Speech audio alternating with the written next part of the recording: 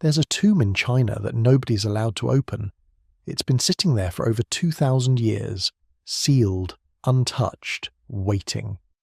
Inside, according to ancient records, lies the first emperor of China, Qin Shi Huang, the man who unified the country, built the Great Wall, created an empire. But here's the thing, we're not talking about some lost tomb that archaeologists are desperately searching for. We know exactly where it is. There's a massive earthen mound in Shanxi province. It rises 250 feet into the air. You can't miss it. The Chinese government knows it's there. Archaeologists know it's there. The whole world knows it's there. And yet nobody opens it. Why? The official reason is preservation. The technology isn't ready yet. Opening the tomb might damage what's inside. Better to wait. Better to be patient. But there's more to it than that. Because the ancient texts describe what's supposedly inside. And if even half of it is true, this isn't just a tomb. It's something else entirely.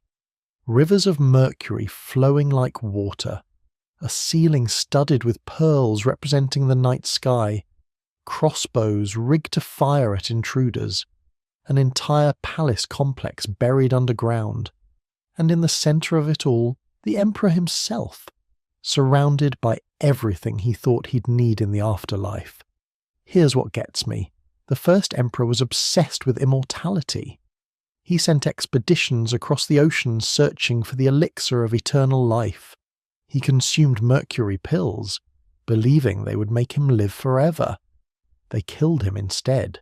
Mercury poisoning. He died at 49, and then they buried him in a tomb filled with rivers of mercury. The irony is almost too perfect. But is any of it real? Or is it just legend? Stories that grew bigger over centuries? That's what we're going to explore. What the ancient texts claim. What modern technology has revealed. And why, after all this time, the tomb remains sealed. Because sometimes the most fascinating mysteries aren't the ones we've forgotten. They're the ones we're actively choosing not to solve. If you're using this to fall asleep, that's exactly why I make these videos. Maybe subscribe and let me know where you're watching from and what time it is.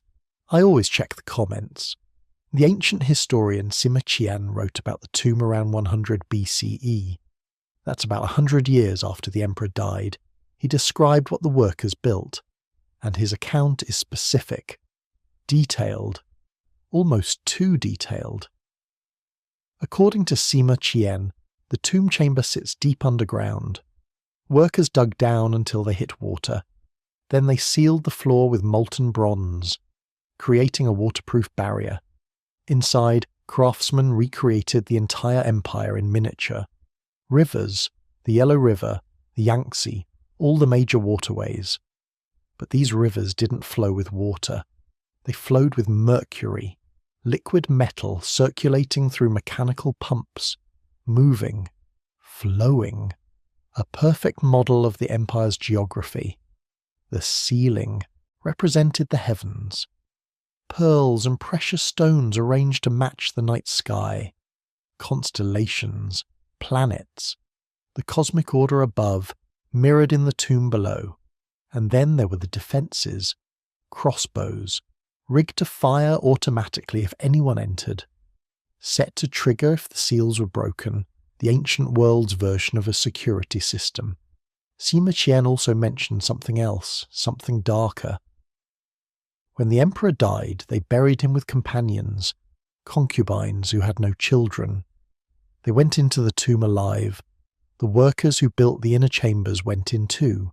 Then the outer gates were dropped, sealing everyone inside. Nobody who knew the tomb's secrets was allowed to leave. Here's the thing. For centuries, scholars assumed most of this was exaggeration. Ancient historians had a tendency to embellish, make things sound more impressive than they actually were. Rivers of mercury, automatic crossbows, it sounded like fantasy.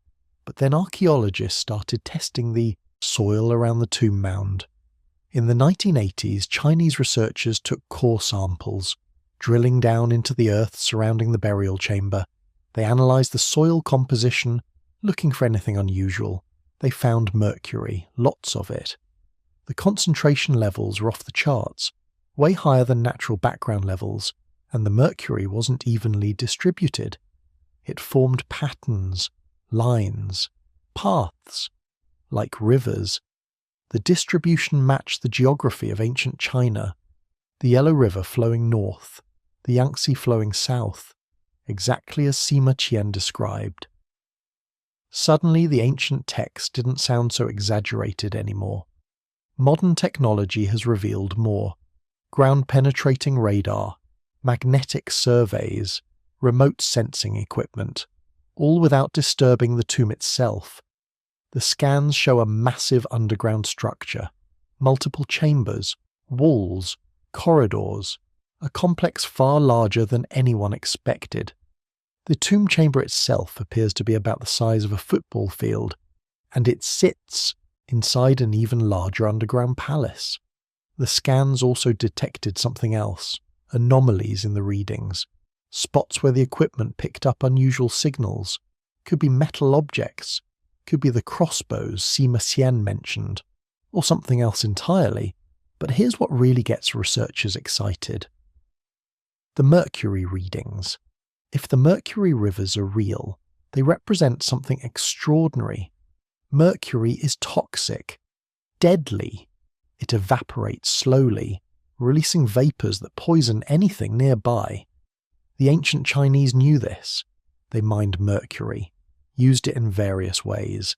They understood its properties, which means filling a sealed tomb with mercury wasn't just decorative, it was functional. The mercury vapors would kill bacteria, prevent decay, preserve everything inside. A 2,000-year-old preservation system. The emperor who obsessed over immortality, who died from mercury poisoning, ended up preserved by the same substance that killed him. The irony runs deeper, though. The emperor didn't just consume mercury pills, he believed mercury was magical, associated with transformation, with transcendence. The Taoist alchemists of his time thought mercury could transmute base metals into gold, could transform a mortal body into an immortal one. They were wrong about the immortality part, but they were right about mercury's preserving properties, just not in the way they thought. So if Sima Qian's account is accurate about the mercury, what about the rest? The crossbows, the buried workers, the miniature empire? Archaeologists can't verify those details without opening the tomb, and that's where things get complicated. The Chinese government's official position is clear. The tomb stays sealed until preservation technology improves, until they can guarantee that opening it won't damage what's inside. That sounds reasonable, responsible even. But there are other factors at play. The tomb site is sacred. It's part of China's national heritage. The first emperor is a controversial figure, brutal, tyrannical, but also foundational. He created the concept of a unified China. The name China comes from Qin, his dynasty. Opening his tomb isn't just an archaeological decision, it's a political one, cultural, symbolic. Then there's the practical concern, the mercury. If the tomb really contains rivers of mercury, opening it could be catastrophic. Mercury vapor is deadly. It doesn't take much to cause serious harm. The concentration levels detected in the soil suggest there could be tons of mercury inside, maybe more. Opening the tomb would release those vapors, potentially poisoning everyone nearby. The excavation team, nearby residents. The risk is real. Plus, there's the preservation issue. The tomb has been sealed for over 2,000 years. It exists in a stable environment, temperature controlled by the earth itself, humidity constant, no light, no air circulation. The moment you break that seal, everything changes. Oxygen rushes in, humidity shifts, temperature fluctuates, organic materials that survived for millennia start to decay, colors fade, textiles disintegrate, wood crumbles. It happened with other tombs. the terracotta warriors were originally painted. Bright colours: red, blue, green. When archaeologists excavated them, the paint started flaking off within minutes of exposure to air. They managed to preserve some of it, but much was lost. The technology has improved since then, but it's still not perfect, and the first emperor's tomb is far more complex than the warrior pits, higher stakes, more to lose, so the tomb waits, sealed, silent, holding its secrets. Meanwhile, archaeologists work on the periphery. They've excavated the surrounding areas, found incredible things. The terracotta army was just the beginning. There are bronze chariots, stone armour, acrobat figures, an entire underground empire surrounding the tomb itself. Each discovery adds context, confirms details from the ancient texts, makes the descriptions of the tomb interior seem more plausible, and the mercury readings keep coming back positive. Every test, every survey, the patterns hold, the concentrations remain high. The evidence suggests Sima Qian was telling the truth, which means somewhere under that earthen mound, in a sealed chamber surrounded by rivers of liquid metal, the first emperor might still be there, preserved, waiting, exactly as he planned. While the burial chamber stays sealed, archaeologists keep working around it. They're finding new things, more warriors, different poses, different ranks. Each one adds another piece to the puzzle. The terracotta warriors weren't discovered by archaeologists. They were found by farmers digging a well. March 1974. A village in Shenxi province. 7 farmers needed water for their crops. They started digging. About 4 meters down, they hit something hard. Not rock, something else. They pulled up pieces of terracotta, broken pottery. Then they found a head, life-sized, incredibly detailed. The face of a man, painted, realistic, staring up at them from the earth. The farmers didn't know what they'd found. They kept digging, more pieces, arms, torsos, legs, all made from terracotta clay, all broken, all buried about 2,200 years ago. They reported it to local authorities. Archaeologists arrived, started excavating properly. And what they found changed everything we thought we knew about the tomb. An entire army, buried in formation, thousands of life-sized warriors, each one unique, different faces, different expressions, different ranks, standing in battle formation, ready to fight. But here's what makes it extraordinary. They weren't just generic soldiers. Each warrior was an individual, different facial features. Some had beards, some didn't, different hairstyles, different ages. Some looked young, some looked weathered, battle-hardened. The level of detail is stunning. You can see fingernails, individual, strands of hair, the treads on the soles of their shoes, wrinkles in their uniforms. These weren't mass-produced. Each one was crafted individually, and they were originally painted. Bright colours, red, blue, green, purple. When archaeologists first uncovered them, traces of paint remained. But within minutes of exposure to air, the paint started flaking off, oxidizing, disappearing. Now most warriors are the grey colour of bare terracotta. That's one reason they're so careful about excavating more. The technology to preserve the paint doesn't exist yet. Better to leave them buried than to destroy them by exposing them too soon. So far they found 3 main pits. Pit 1 is the largest, about 14,000 square meters, contains roughly 6,000 warriors, infantry mostly, standing in rows, 11 columns across, facing east. Pit 2 is smaller, more specialized units, cavalry, archers, war chariots, a more complex formation, different military divisions working together. Pit 3 appears to be the command center.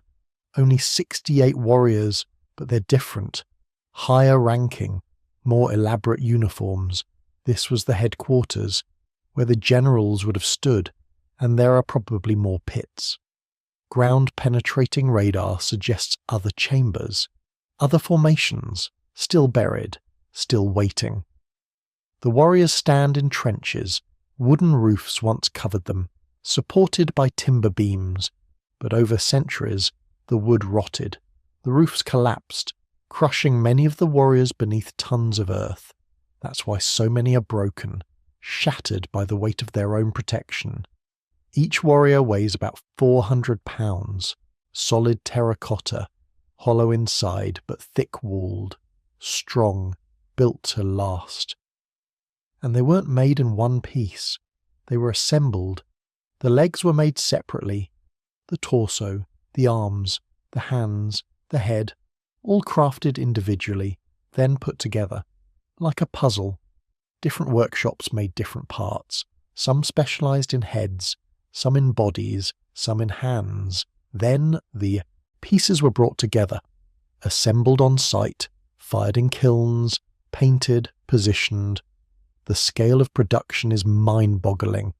To create 8,000 warriors, you need organization, planning, an industrial process. This wasn't art. This was manufacturing. Historians estimate it took about 700,000 workers to build the entire tomb complex. Not just the warriors, everything. The mound, the walls, the underground palace, the defensive systems, all of it. Most were conscripts, forced labour, pulled from their farms, from their families, sent to work on the emperor's eternal resting place. Many died during construction, accidents, exhaustion, disease, and as Sima Qian mentioned, many were sealed inside when it was finished. The workers who knew the tomb's layout, the craftsmen who built the inner chambers, they couldn't be allowed to leave, couldn't be allowed to tell anyone what they'd seen. The warriors aren't just standing there. They're in formation, military ranks, different positions, different roles. The front rows are archers, no armour, light uniforms. They could move fast, fire quickly, then retreat behind the heavy infantry. Behind them stand the armoured soldiers, wearing lamellar armour, small plates of stone or leather laced together, flexible but protective. These warriors carry spears, swords, dagger axes. They're the main fighting force. Cavalry units stand ready, horses beside them, also made of terracotta, also life-sized. The horses are incredibly detailed. You can see their muscles, their manes, their teeth.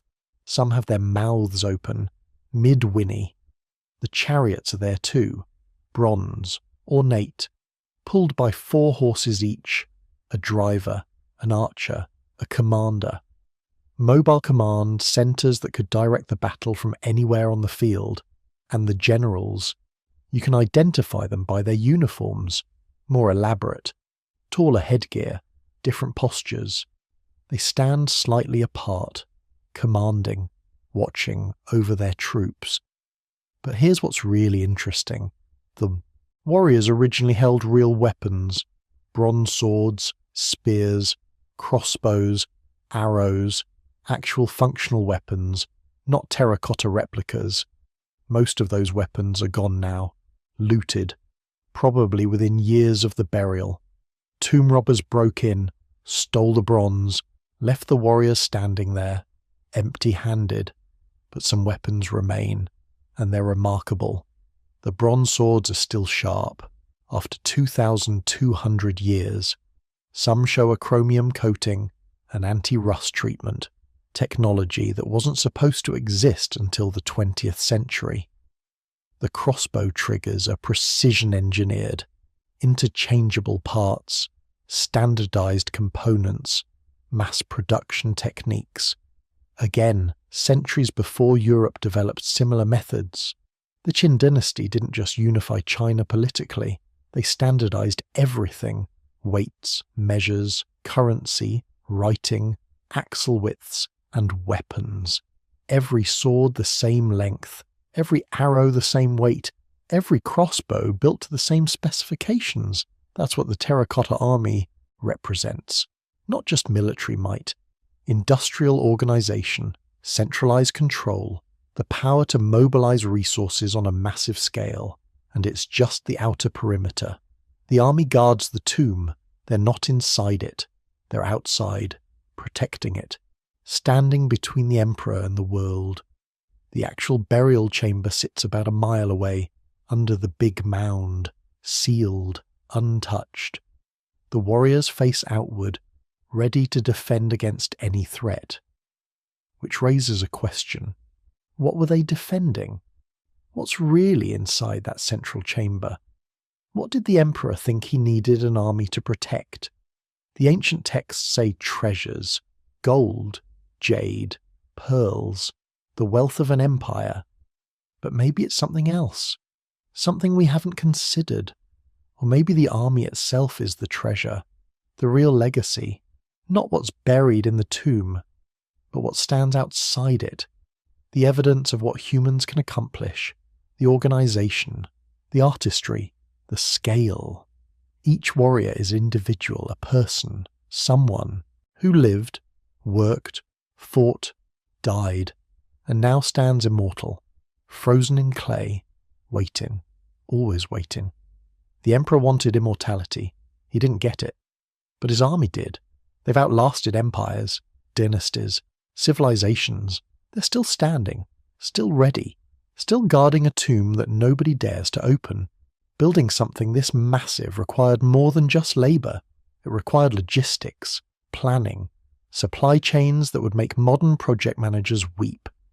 Think about the basics. You need clay, lots of it. High-quality terracotta clay that won't crack when fired. That means finding the right deposits, testing them, transporting tons of raw material to the workshops.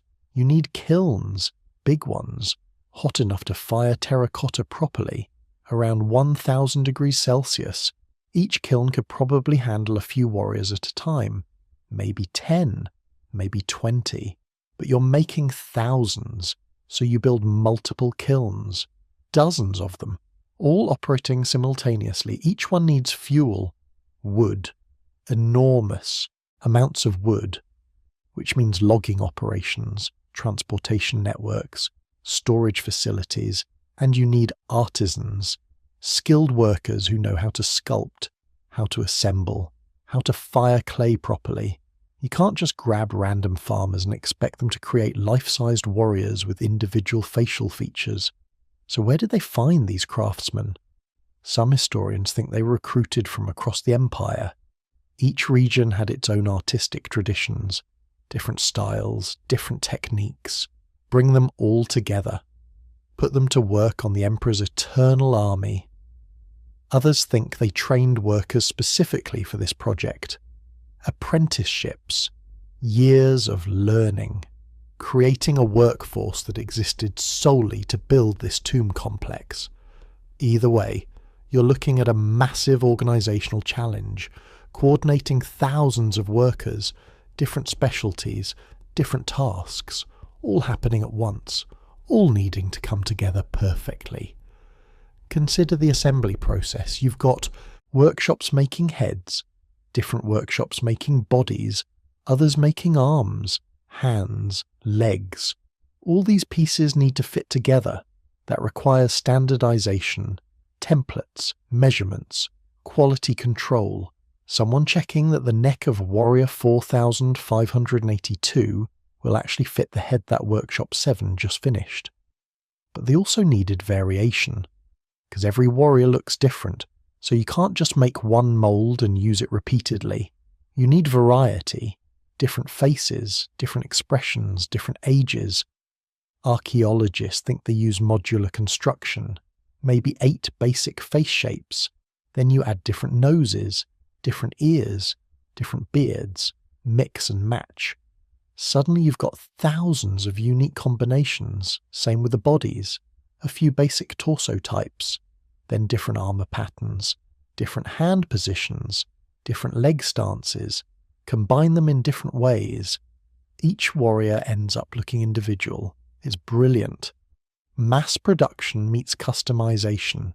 Industrial Efficiency meets artistic detail, and then there's the painting. Every warrior was originally painted, full colour, realistic. Not just simple colours either.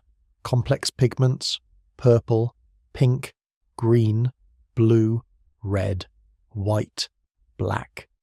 Chinese chemists have analysed the paint remnants. They found Egyptian blue, a synthetic pigment, very expensive, very difficult to make, and they used it liberally on thousands of warriors.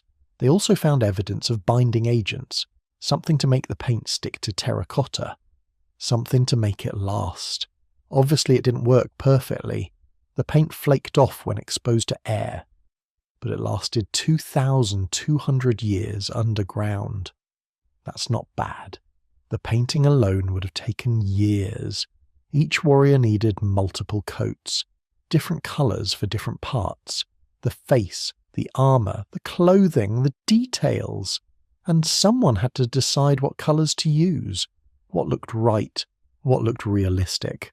That's not a decision you leave to random workers. That requires artistic direction, vision, consistency across thousands of figures.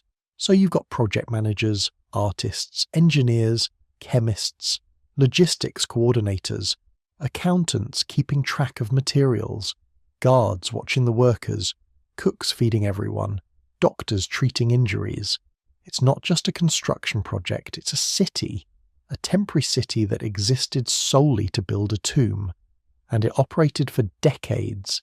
Estimates vary. Some historians say 30 years, others say 40. That's an entire generation. People were born, grew up, spent their whole lives working on this project. What was that like? Spending your entire existence building a tomb for someone else? Someone you'd never meet? Someone who'd be dead by the time you finished? Some workers probably took pride in it, creating something that would last forever. Something magnificent. Their names wouldn't be remembered, but their work would be. Others probably hated it. Forced labour, dangerous conditions, years away from home, from family, all for an emperor's vanity project. The historical records mention accidents, cave-ins, workers buried alive when tunnels collapsed, burns from the kilns, injuries from moving heavy materials, no safety regulations, no workers' compensation, just the brutal reality of ancient construction. And the security was intense, because the emperor didn't want anyone knowing the tomb's secrets. Workers were segregated, different teams working on different parts, nobody seeing the whole picture. The people making the warriors probably never saw the burial chamber. The people building the underground palace probably never saw the army. Compartmentalization, need-to-know basis, ancient information security. But some people had to know everything. The architects, the chief engineers, the project managers who coordinated all the different elements. They knew the layout, the defences, the treasures, everything. And according to Sima Qian, they were sealed inside when the tomb was finished, killed, buried with the emperor, their knowledge dying with them. Was that true, or was it exaggeration? We don't know, but it fits with how the Qin dynasty operated. Ruthless, efficient, willing to sacrifice anything for the emperor's vision. The scale of resources devoted to this project is staggering. Historians estimate it consumed a significant portion of the empire's annual budget. For decades. Money that could have built roads, irrigated farmland, fed people during famines. Instead, it went underground. Into a tomb that nobody would ever see. That was the point. The emperor wanted to take it all with him. His wealth, his power, his army, everything. But here's what's interesting. The tomb wasn't just about the emperor. It was about the state, about demonstrating what the Qin dynasty could accomplish, the organizational capacity, the industrial might, the absolute control over resources and people. Other rulers built tombs, but nothing like this, nothing approaching this scale. This complexity, this ambition, it was a statement to the living, to rival kingdoms, to history itself. This is what we can do. This is our power. This is why you should fear us. And it worked. The tomb became legendary. Stories spread, exaggerated probably, but based on something real, something that actually existed underground. Even today, knowing what we know, it's hard to imagine. An entire palace complex, underground, sealed, waiting, rivers of mercury, mechanical crossbows, thousands of warriors standing guard. It sounds impossible, but the warriors are real. We've seen them, touched them, studied them.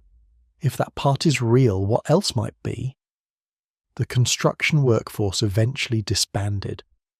Project finished, tomb sealed.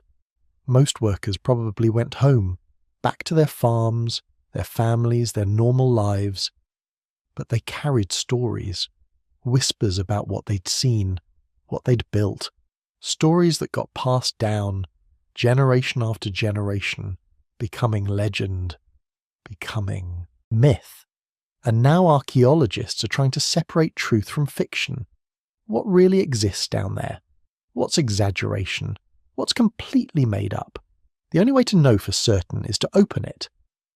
But that brings us back to the original question. Should they? Can they? What if opening it destroys what's inside? The warriors teach us something important. Patience matters.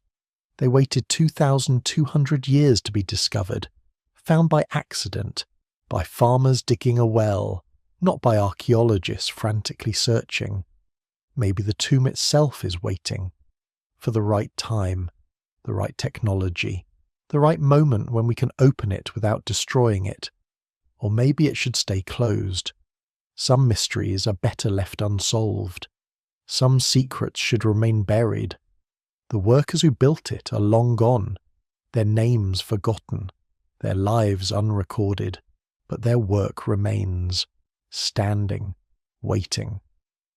Guarding an emperor who thought he could take everything with him into eternity. He couldn't, nobody can, but he left something behind anyway. Something that makes us wonder, makes us imagine, makes us dream about what else might be possible. The defences didn't stop at automatic crossbows. According to the historical records, the tomb builders thought of everything, multiple layers of protection, each one designed to stop intruders, to preserve what lay inside. Start with the obvious. The tomb sits deep underground. Exact depth is unknown. But estimates range from 30 to 50 metres below the surface. That's a lot of earth to dig through. The burial chamber itself was carved from bedrock, then lined with stone, massive blocks fitted together. No mortar, just precision cutting and careful placement. The kind of stonework that creates waterproof seals through sheer weight and accuracy. Remember that bronze floor Simachin mentioned? Modern soil analysis suggests it's real. Core samples show unusual metal concentrations at the estimated depth of the chamber floor. Bronze would make sense. It doesn't corrode easily. It's strong. It's waterproof when properly cast. So you've got a bronze-lined chamber, surrounded by stone walls, buried under meters of packed earth.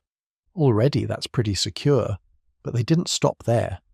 The entrance passages were designed as death traps, multiple chambers, narrow corridors, places where crossbows could be mounted, where falling blocks could be triggered, where anyone trying to break in would face one obstacle after another.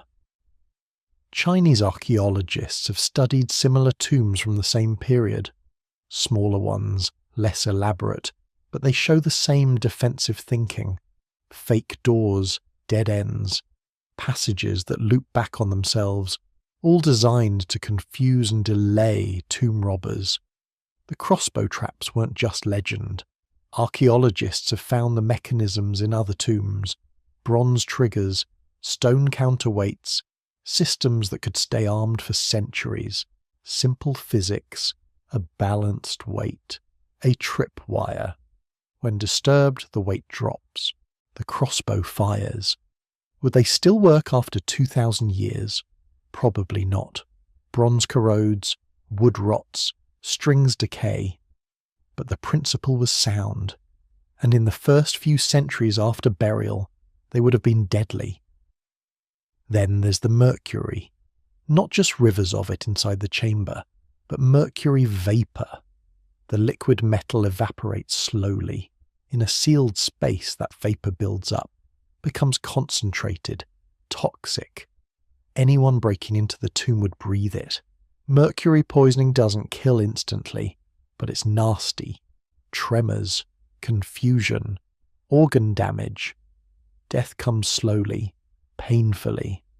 The builders knew about mercury's properties. They used it in alchemy, in medicine. They understood it was dangerous. That's probably why they chose it. Not just for symbolic rivers, but as a defense, a poison that would protect the emperor forever. Modern testing supports this. The soil around the tomb shows mercury concentrations 100 times higher than normal. That mercury had to come from somewhere. It's seeping up from below, slowly, over millennia, which suggests there's a lot of it down there. But here's something interesting. The distribution isn't uniform. Mercury levels are highest in certain areas, lower in others. This matches what Sima Qian described. Rivers flowing in specific patterns, concentrated in channels, not spread evenly throughout. That level of detail in the historical account is striking. How would Sima Qian know the exact layout unless he had access to construction records, or talk to people who'd seen the plans? The outer defences were just as elaborate. The entire tomb complex covers 56 square kilometres. That's not a typo. 56 square kilometres, an area larger than Manhattan. Within that space, archaeologists have found multiple walls, defensive barriers, guard posts. The whole complex was fortified like a military installation, because in a way it was. An army stood guard, the terracotta warriors. And behind them, human guards, living soldiers, stationed around the tomb. Historical records mention a garrison. Troops assigned permanently to tomb defence. Their descendants lived in the area for generations, guarding, watching, making sure nobody disturbed the emperor's rest. The tomb mound itself is artificial. Workers piled earth into a pyramid shape, layer after layer packed tight, planted with trees to prevent erosion. The roots helped hold everything together, but that mound does more than mark the location. It's part of the defence. The weight of all that earth presses down on the burial chamber, helps keep it sealed, makes tunnelling from above nearly impossible. Some researchers think there might be false chambers, decoys, empty rooms that look important but contain nothing, all designed to waste tomb robbers' time, to make them think they'd found the burial when they hadn't. This was common practice in ancient China. Important tombs often had multiple chambers, some real, some fake. You'd break in, find treasure, think you'd succeeded, never realise the actual burial was somewhere else entirely. Has anyone tried to break in? Probably. The tomb has sat there for over 2,000 years. Someone must have attempted it. But here's the thing. We haven't found evidence of successful tomb robbery. No ancient accounts of treasure recovered from the first emperor's tomb. No artifacts that clearly came from inside the burial chamber, showing up in collections or historical records. That's unusual. Most ancient Chinese tombs were looted, sometimes within years of burial. Tomb robbery was practically an industry. Professional thieves, organised gangs. They knew which tombs were worth targeting. They had tools, techniques, experience. The first emperor's tomb would have been the ultimate prize. Everyone knew it contained incredible wealth, the treasures of an entire empire. So why wasn't it robbed? Maybe the defences actually worked. The crossbows, the mercury, the maze of passages, the sheer difficulty of breaking through multiple layers of protection. Maybe it was simply too dangerous, too difficult, not worth the risk, or maybe someone did break in, took what they could carry, resealed the entrance, left no trace. We'd never know unless we opened it ourselves. There's another possibility, a darker one. Maybe people tried, maybe they got in, and maybe they never came back out, killed by the defences, trapped in the maze of passages, poisoned by mercury vapour, their bodies still down there, lost in the darkness. The historical records mention one attempt, during the chaos that followed the Qin dynasty's collapse. Rebel forces led by Jiang Yu supposedly broke into the outer chambers. They looted what they could find, burned some of the wooden structures, caused damage. But they didn't reach the burial chamber. Either they couldn't find it, or they couldn't break through the defences, or they tried and failed. The records aren't clear. What is clear is that the main burial chamber remained sealed. Whatever Shang Yu's forces found, it wasn't the emperor's body. It wasn't the rivers of mercury. It wasn't the heart of the tomb. Modern technology has added new layers of protection. The Chinese government declared the entire area a protected archaeological site. Guards, fences, surveillance. You can't just wander in with a shovel, but the ancient defences remain, waiting, unchanged, still doing what they were designed to do over 2,000 years ago.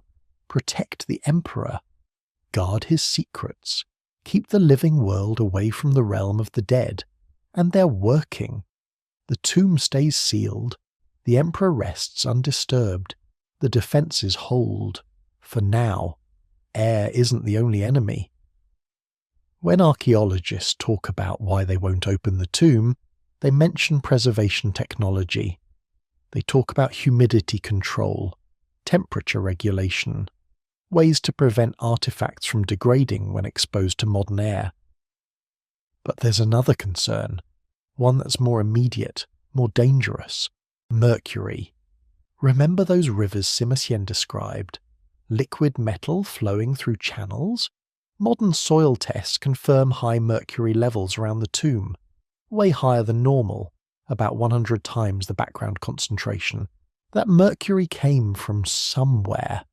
It's seeping up from below, slowly, over millennia, which means there's a lot of it down there. But mercury does something else, something the ancient builders understood perfectly. It evaporates. Leave mercury sitting in a container, it doesn't just stay liquid. Some of it turns to vapour, invisible, odourless, toxic.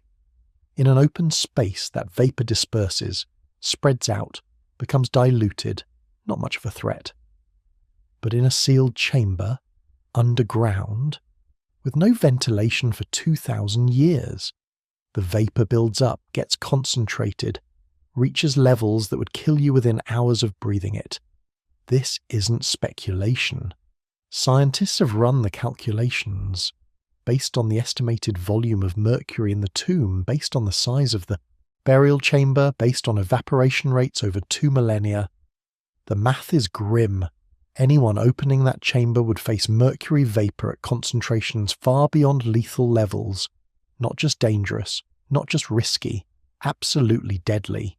You'd need serious protection, full hazmat suits, self-contained breathing systems, the kind of equipment used for toxic waste cleanup. And even then, one small breach in your suit would be catastrophic. Mercury poisoning is nasty. It attacks your nervous system, causes tremors, confusion, slurred speech, memory loss. In high concentrations, it damages your lungs, your kidneys, your brain. The symptoms can take hours to appear. You might not realize you've been exposed until it's too late. By the time you feel sick, the damage is done, and it's cumulative. Mercury builds up in your body, stays there. Each exposure adds to the total. Eventually you reach a threshold. Your organs start failing. The first emperor knew about mercury's properties. Chinese alchemists had been working with it for centuries. They used it in medicine, in rituals, in attempts to create the elixir of life. They understood it was powerful, transformative. They associated it with immortality because it seemed to exist between states, liquid like water, heavy like metal, shiny like silver. It defied normal categories.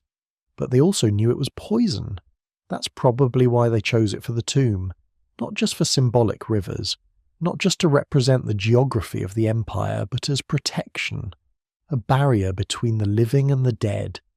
Anyone trying to break in would breathe it, get sick, die. The emperor would be protected forever by the same substance he'd consumed trying to live forever. The irony runs deep. Modern archaeologists face a dilemma. How do you open a chamber filled with toxic vapor? How do you explore it safely? One option is remote technology. Robots, cameras, sensors. Send machines in first. Let them map the space. Analyze the air. Test for hazards. China has developed specialized equipment for this. Small drilling robots that can create tiny access holes. Feed cameras through. Take air samples. All without disturbing the main structure. They've used this technology on other tombs. Smaller ones, less important. Testing the methods. Refining the approach. But even with robots, you face problems. Mercury vapor is corrosive. It damages electronics, coats camera lenses, interferes with sensors. You'd need equipment specifically designed to handle it. And you still need to decide what to do with the vapor itself. You can't just vent it into the atmosphere. That would be an environmental disaster. Mercury is persistent. It spreads, contaminates soil, gets into water, enters the food chain. So you'd need containment systems, ways to capture the vapor, neutralize it, dispose of it safely, all while working underground, in a confined space, around priceless artifacts. The technical challenges are enormous. Some researchers have proposed a different approach. Don't open the main chamber at all. Instead, explore the outer chambers first. The ones that are less contaminated, less dangerous. Build up knowledge gradually. Learn about the tomb's construction, its layout, its defenses. Each discovery helps you understand what you'll face when you finally reach the burial chamber. This is what they're doing now. Excavating the terracotta warriors, studying the tomb complex, mapping the underground structures, all preparation for the eventual opening. But it's slow work. Decades slow, maybe centuries slow, and some people wonder if it's worth the risk at all. What if we opened the chamber and found nothing? What if tomb robbers got there first? What if the historical accounts were exaggerated? What if there are no rivers of mercury, no pearl-studded ceiling, no treasures beyond imagination? What if it's just an empty room and a corpse? The disappointment would be crushing. All that preparation, all that technology, all that careful planning, for nothing. But the opposite scenario is almost worse. What if everything Sima Qian described is real? What if the tomb is intact? What if it contains artifacts that would rewrite our understanding of ancient China? Opening it would be like opening Tutankhamun's tomb, but bigger, more significant, more dangerous. And we might not be ready for that responsibility. The mercury problem goes beyond just the vapor. The liquid metal itself is unstable. It's been sitting there for 2,000 years, in channels, in containers, in whatever system the builders created. What happens when you disturb it? When you change the pressure? When you introduce fresh air? Mercury can react with other materials. It forms amalgams with metals. It corrodes. It spreads. Opening the tomb might trigger chemical reactions we can't predict.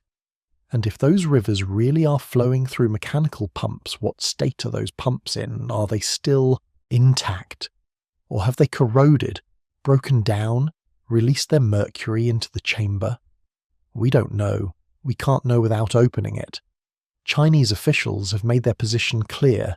The tomb stays sealed until they're absolutely certain they can preserve what's inside, until the technology exists to handle every possible scenario, until they're ready. That might be 10 years from now, might be 50, might be 100. The Emperor has waited this long. He can wait longer, but the mercury isn't waiting. It's seeping up through the soil, spreading, slowly contaminating the area around the tomb. Scientists monitor it constantly, testing soil samples, measuring concentrations, tracking how it moves through the earth. So far it's contained. The levels outside the immediate tomb area are normal, safe, but that could change. Mercury is persistent, patient. It doesn't break down. It just spreads. Eventually they might have to open the tomb whether they're ready or not to explore it, not to study it, but to contain the mercury before it becomes an environmental hazard. That would be the ultimate irony. The Emperor's final defense becoming the reason his tomb gets opened. The poison that was supposed to protect him forever, forcing us to disturb his rest. Protection has a cost. The crossbows would have killed intruders. The mercury would have poisoned them. The maze of passages would have trapped them. But those same defences now prevent legitimate archaeology. They make it dangerous to study, risky to explore, nearly impossible to open safely. The Emperor succeeded. His tomb remains sealed, his body undisturbed, his secrets hidden. But the protection comes with a price, and eventually that price might be paid in environmental damage, in contaminated soil, in mercury spreading beyond the tomb's boundaries, the dead protecting themselves from the living trying to protect themselves from the dead, and between them, rivers of poison, waiting, building up, seeping slowly toward the surface. People have known about mercury's dangers for a long time, but just how dangerous is it really? Most of us think of mercury as that weird silver liquid in old thermometers. It rolls around like little metal beads. Looks cool, right? But if you break a thermometer, people tell you not to touch it. There's a good reason for that. Even small amounts can be harmful. The reason is that mercury is what scientists call a heavy metal. It's dense. It doesn't break down easily. Once it gets into your body, it sticks around. It moves through your organs and settles in your brain, your kidneys, your liver. Over time, it builds up. That's when the real trouble starts. Now, there are 3 main ways mercury can hurt you. There's liquid mercury, like what you find in thermometers. There's mercury vapor, which is invisible gas that comes off liquid mercury. And there are mercury compounds, which are created when mercury mixes with other chemicals. All of them are hazardous, but vapor is the most dangerous in a closed space. Most stories about mercury poisoning come from history. The phrase "mad as a hatter" comes from hat makers in the 1800s. They used mercury nitrate to shape felt hats. The workers breathed in the fumes every day. Over time, they started shaking, slurring their words, and acting confused. People thought they'd gone mad, but it was mercury poisoning all along. The symptoms can be subtle at first. Maybe you feel tired. Your hands shake a little. You have trouble remembering things. Then it gets worse. You might feel anxious, start having trouble walking, or even lose the ability to talk. In extreme cases, your body just shuts down. That's why health experts are so strict about mercury today. Let's talk numbers. For mercury vapor, the safe limit is set very low. Health agencies say you shouldn't breathe more than 0.1 milligrams per cubic meter over a long period. Inside a sealed tomb, the vapor could be thousands of times higher than this. That's not a slow poison. That's instant danger. Just a few breaths would be enough to cause permanent harm. There's another reason mercury is scary. You can't see it, smell it, or taste it. It moves through the air, especially in a closed space like an underground tomb. You could walk in, feel fine, and not realize you were in trouble until hours later. By then, it's too late. The damage is done. And it's not only people who are at risk. Mercury is terrible for the environment. If it leaks into the soil, plants absorb it. If it ends up in water, fish take it in. Then animals eat the plants and fish. People eat the animals. The mercury keeps moving up the food chain, getting stronger each time. That's why pregnant women are told not to eat certain types of fish. Mercury can harm the developing brains of babies. So if you're looking at a tomb with massive amounts of mercury, underground, it's not just a problem for archaeologists, it's a problem for everyone nearby. The mercury could eventually reach crops, rivers, even cities. That's why scientists take it so seriously. Let's get a little more technical, but I'll keep it simple. How does mercury end up as vapor? Turns out, even at room temperature, mercury slowly turns into a gas. The process is called evaporation. It's the same thing that happens when water dries up, just much slower. But over thousands of years, even slow evaporation adds up. Inside a sealed tomb with no wind or sunlight, mercury vapor has nowhere to go. It gets thicker and thicker. It fills every corner. If you open the door, the vapor would rush out, mixing with the fresh air. Anyone nearby could breathe it in. Even if you wore a mask, it might not be enough. Only full protective suits and special breathing equipment would keep you safe. Now you might think, why not just let it air out before going in? Easy, right? Not so fast. Mercury vapor is heavy. It doesn't just float away, and if you try to vent it, you risk spreading the poison to the outside world. It could settle on the ground, get washed into streams, or stick to clothing and tools. The cleanup would be a nightmare. When scientists first figured out how much mercury might be in the tomb, they were stunned. The numbers were off the charts. Soil samples from the area show levels far above anything you'd find in normal ground. Some estimates say there could be as much as several tons of mercury sealed away. Imagine a swimming pool filled with liquid metal. That's the scale we're talking about. There's also the question of how the ancient builders handled the mercury. They knew it was dangerous. They wore masks while working with it, according to some old records. But they also believed it had magical powers. They used it in medicines, even though it could be deadly. It's strange to think about. A substance that promised eternal life, but often brought an early death. Some historians think the use of mercury was meant to scare off robbers.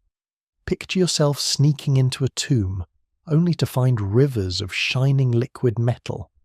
You'd probably turn around and run. Even if you tried to steal from the tomb, the poison would get you before you made it out. It was the perfect trap. But the trap doesn't just work on tomb robbers, it works on everyone. That's the problem archaeologists face today. They want to study the tomb, but they can't do it safely. Not yet. The risk isn't just losing artifacts, it's losing human lives. Let's try to imagine what would happen if someone ignored the warnings and went inside. They'd walk into a beautiful ancient chamber. Maybe they'd see treasures, statues, even jewels glittering in the torchlight. But with every breath, they'd be taking in invisible poison. At first, they might feel fine, maybe a little lightheaded, a little dizzy. Over time, their vision would blur. Their hands would shake, they'd have trouble speaking. Soon they'd collapse. If help didn't come right away, they wouldn't make it out. That's not an exaggeration. It's happened before in other places. In the 1800s, gold miners in California used mercury to separate gold from dirt. They poured liquid mercury into pans and swished it round with their bare hands. Many died young. Some went mad, losing their ability to function. Scientists later found mercury in their bones, still there decades after they died. There are even stranger stories. In the 1950s and 60s, a city in Japan called Minamata suffered one of the worst mercury disasters in history. A factory dumped mercury waste into the bay. Fish soaked up the poison. People ate the fish. Thousands got sick. Hundreds died. Babies were born with severe disabilities.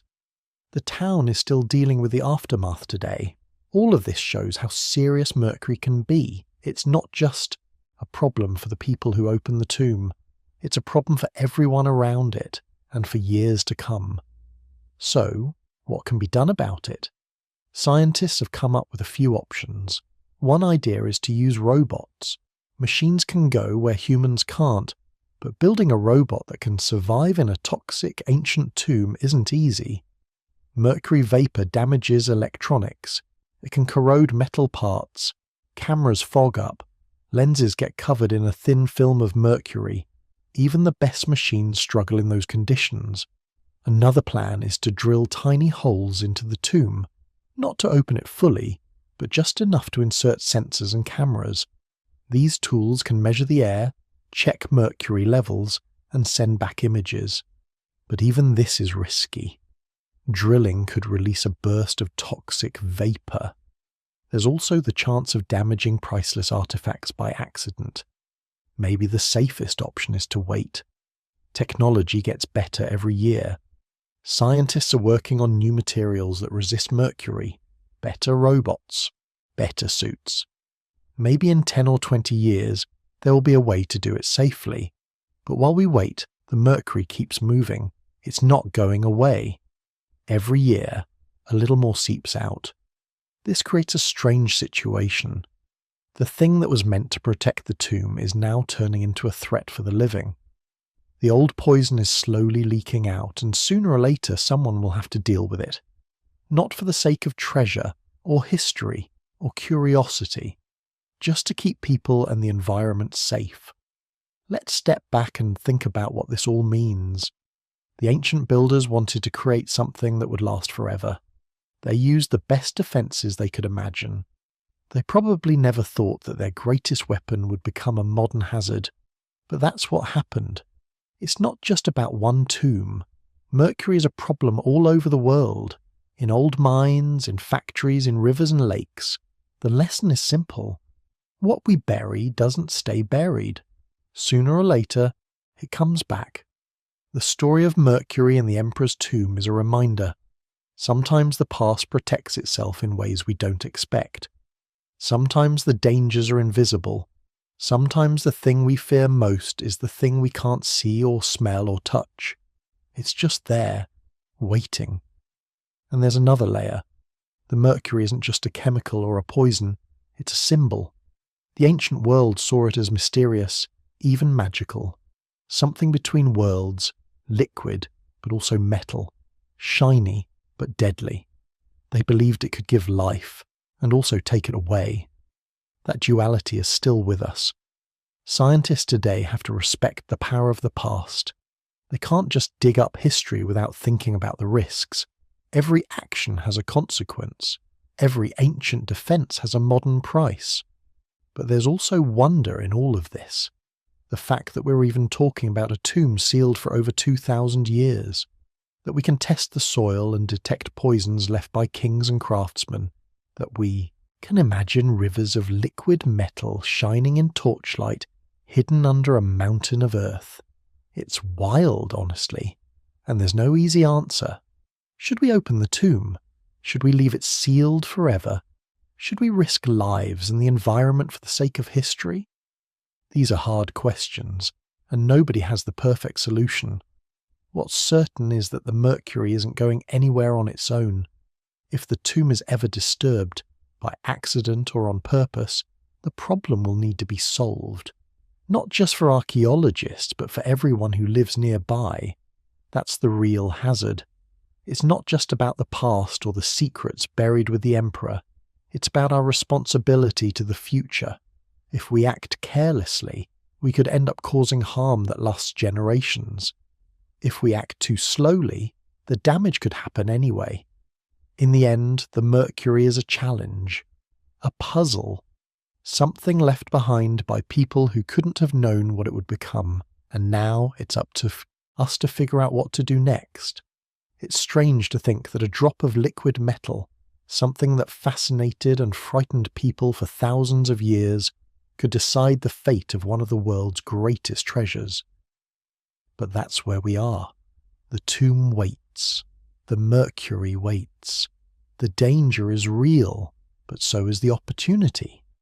One day someone will unlock the secrets beneath that mound. But first we have to find a way to deal with the poison that guards it.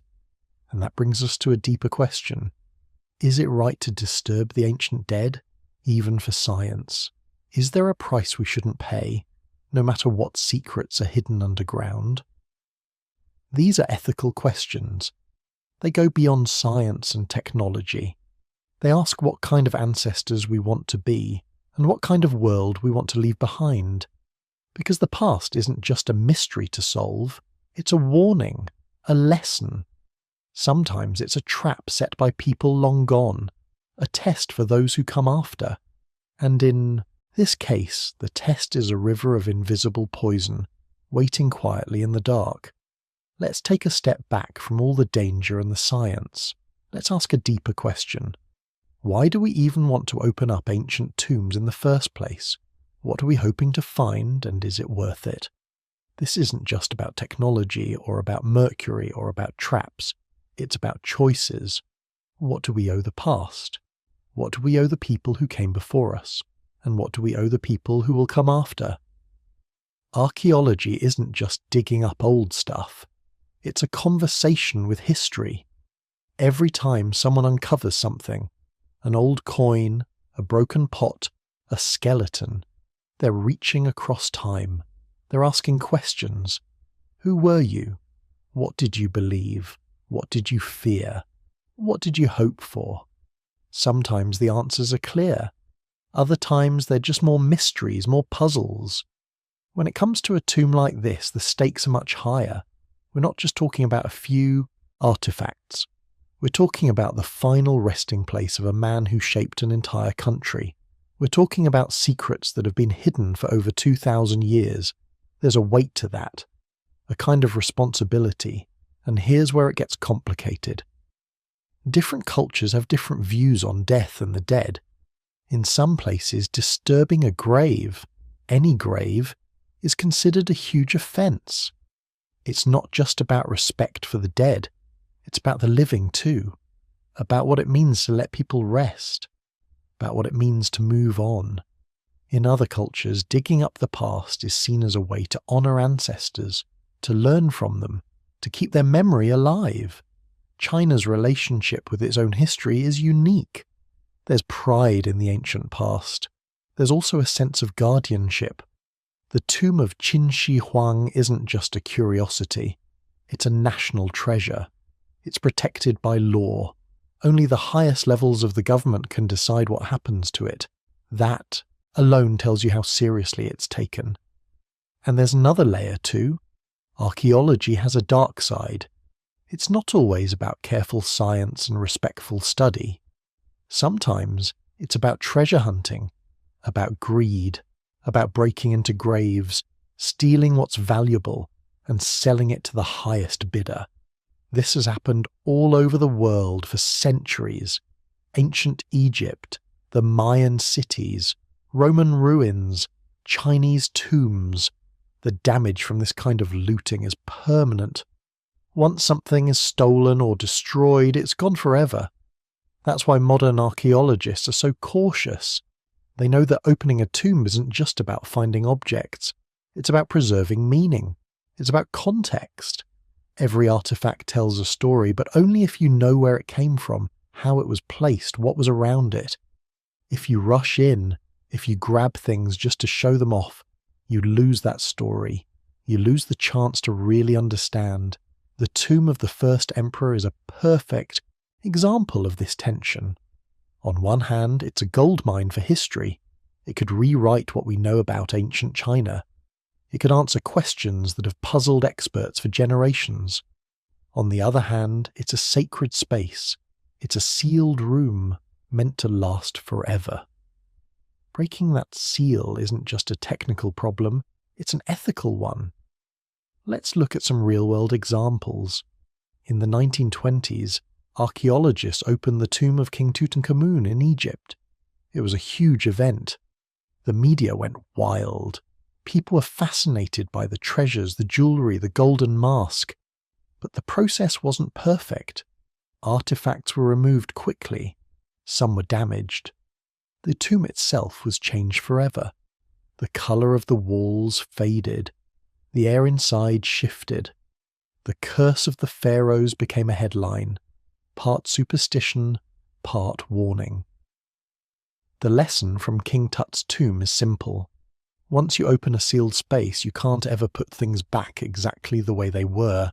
Air, light, even footsteps, everything has an impact. Sometimes the damage is slow, paint flakes off, wood cracks. Sometimes it happens right away. And sometimes you don't even know what you've lost until years later. Now, let's go to South America. In Peru, there's a tradition of ancestor worship. Families used to keep the mummies of their ancestors in special houses. They would bring them out for festivals.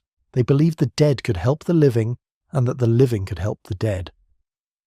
When Spanish conquerors arrived, they destroyed many of these burial sites. They saw them as heathen or superstitious. Entire cultures were changed just because outside forces didn't understand the meaning behind the tombs. That's another lesson. When you open a tomb, you're not just uncovering objects, you're stepping into someone else's beliefs, their world, their fears and hopes. If you don't understand those beliefs, you risk disrespecting them, sometimes in ways you can't even imagine. Back in China, there's a long history of respecting the dead. The word for ancestor carries weight. It's not just about family, it's about the whole society. The emperor wasn't just a ruler. He was a link between earth and heaven. His tomb wasn't just a grave. It was a symbol of his power, his connection to the universe, his place in the story of the world. So, when archaeologists ask, should we open the tomb? They're really asking a big question. Who gets to decide what happens to history? Is it the scientists, the government, the people who live near the tomb?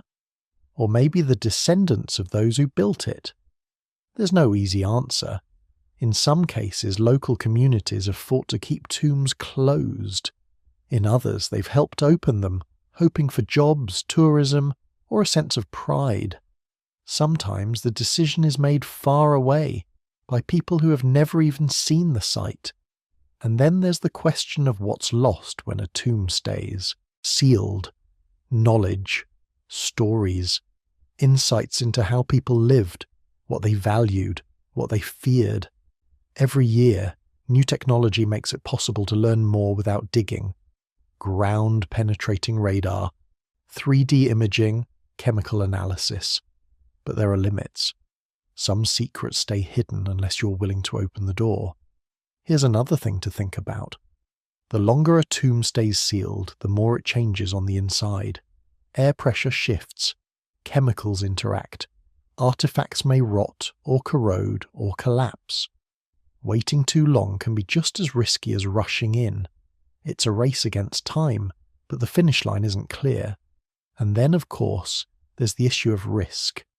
Not just to people, but to the world around the tomb. Mercury, as we talked about, is a real danger. But so are diseases. There have been cases where old tombs contained bacteria or spores that made people sick.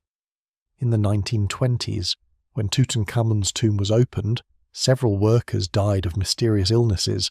Was it a curse? Or just ancient mold and bacteria?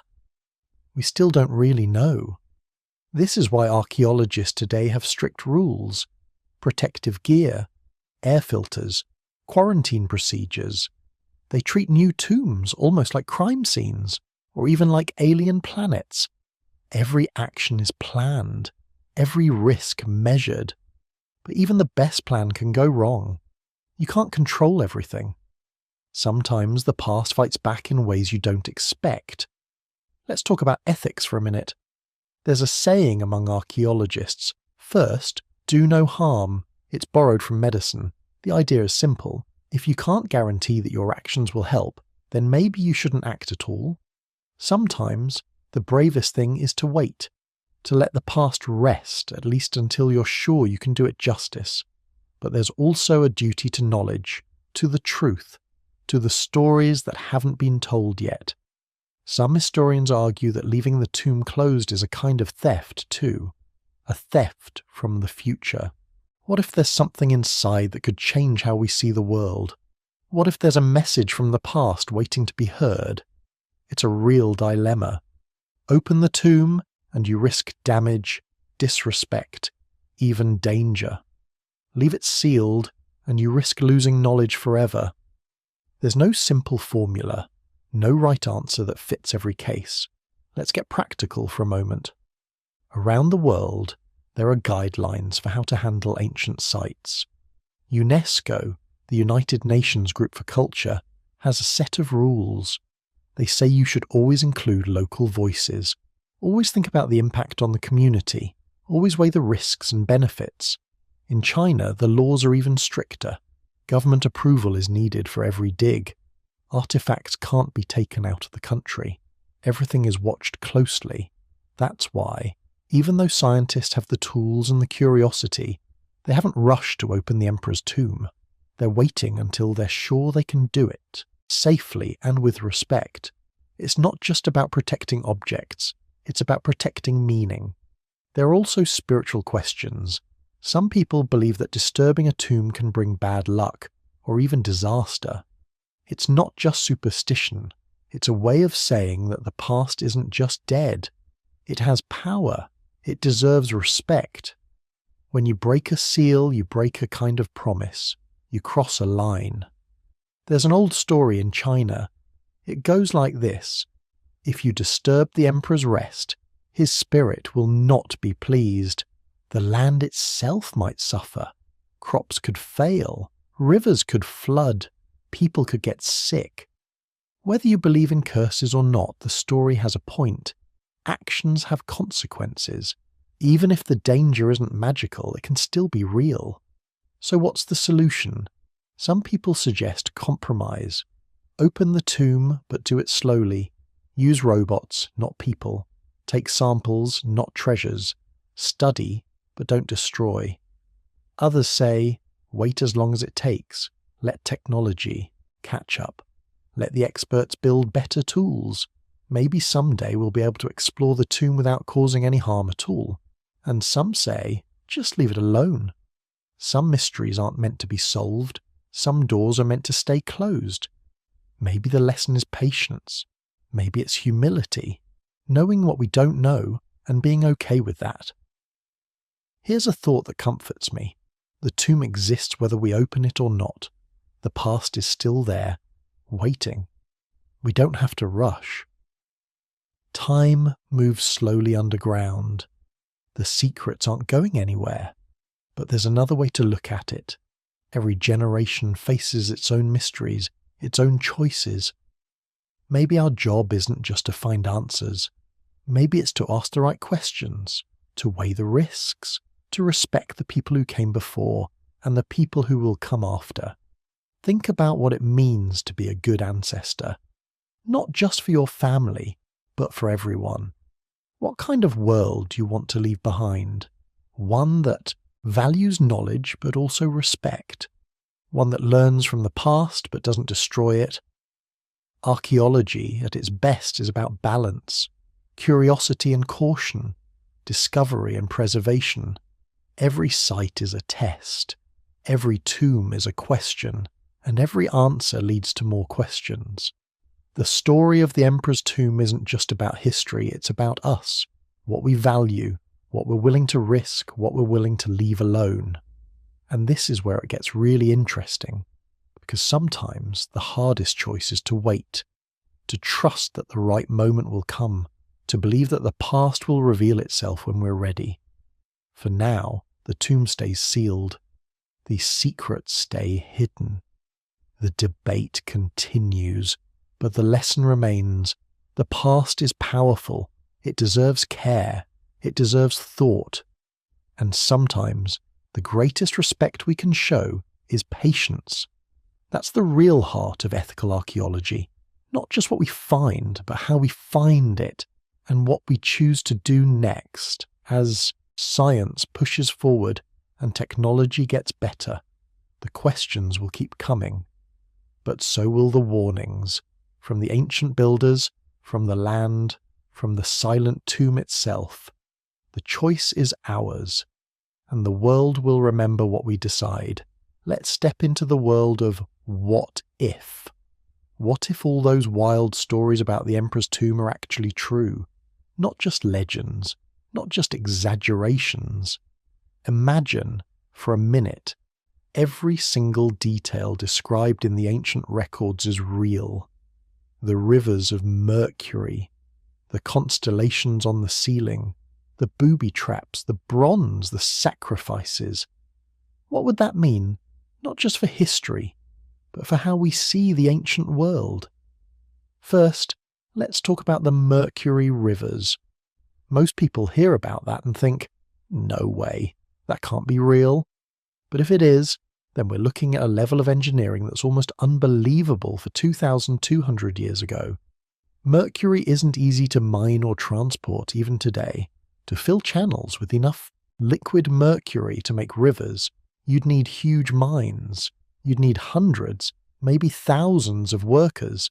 You'd need a way to keep all that mercury moving, or at least looking like it moves. How could they possibly have done this? The ancient texts say they used pumps and clever designs to keep the mercury circulating. Maybe they had wheels or hidden chambers that let the metal flow from one part of the tomb to another. That kind of setup would take serious planning. It would mean the Emperor's builders knew a lot about metals, chemistry, and how to keep things sealed up tight. And if the stories are true, it also means they didn't care about cost. Mercury was rare, hard to get. It wasn't like gold, which anyone could see and value. Mercury is heavy, toxic, and hard to work with. Filling a tomb with it isn't just showing off wealth, it's making a statement. I am above normal limits. Even death can't touch me. But the idea goes deeper than that. In ancient China, Mercury had a special meaning. It was seen as magical. People thought it could help you live forever. It could change shape, flow like water, but never rot. Putting it in the tomb was a way of saying, this place is outside of time. The rules don't apply here. Now picture the ceiling of the tomb. The ancient writers say it's studded with gems to look like the night sky, pearls for stars, coloured stones for the planets. Imagine lying on your back looking up at a sky that never shifts, never clouds over, never fades. That would have been breathtaking. It's a perfect copy of the universe, locked underground. That ceiling would have meant something too. The Emperor wasn't just a ruler. He was the bridge between earth and heaven. The sky above, full of stars, was a map of fate. Lining the ceiling with pearls and stones was a way to bring that power down, to control it, to make sure the Emperor's spirit could travel anywhere, even after death. And then there's the idea of the traps. The crossbows rigged to fire when someone breaks a seal, the fake doors and dead ends. If those really exist, then this tomb isn't just a grave. It's a fortress, a puzzle box. The Emperor's message would be clear. Stay out. Only the worthy may enter. It's protection, but also a warning. Now let's ask, why go to all this trouble? If the stories are true, what does that say about the people who built the tomb? First, they must have believed in the afterlife, not as a vague idea, but as something real and physical. The Emperor expected to rule forever. He wanted everything he had in life to follow him into whatever came next. So, the tomb becomes a kind of insurance. It's not just about honor or memory, it's about power. In their minds, whoever controls the tomb controls the future of the family, the country, maybe the cosmos itself. If we take the sacrifices seriously, the concubines, the workers, the guards, then the tomb is also a place of fear. Not just for outsiders, but for those who built it. Imagine being a craftsman knowing your work is the last thing you'll ever do, or a concubine chosen to follow the Emperor into death. The whole project becomes a lesson in loyalty and obedience. It says, nothing is more important than the will of the ruler. Not even life itself. That's a hard truth. It's easy to romanticize ancient history, to focus on the art, the beauty, the mystery. But if every part of the legend is true, there's darkness mixed in with the glory. The tomb is a wonder, but it's also a warning. Let's talk about the engineering for a second. If the bronze floor is real, poured molten metal sealing out water, then the builders were thinking on a scale most people can't even imagine. Bronze isn't easy to make. It takes copper, tin, high heat, careful mixing. Pouring enough to cover a whole chamber would take planning, supplies, and a ton of fuel, and it works. Bronze doesn't rust like iron. It holds up underground. It keeps water out.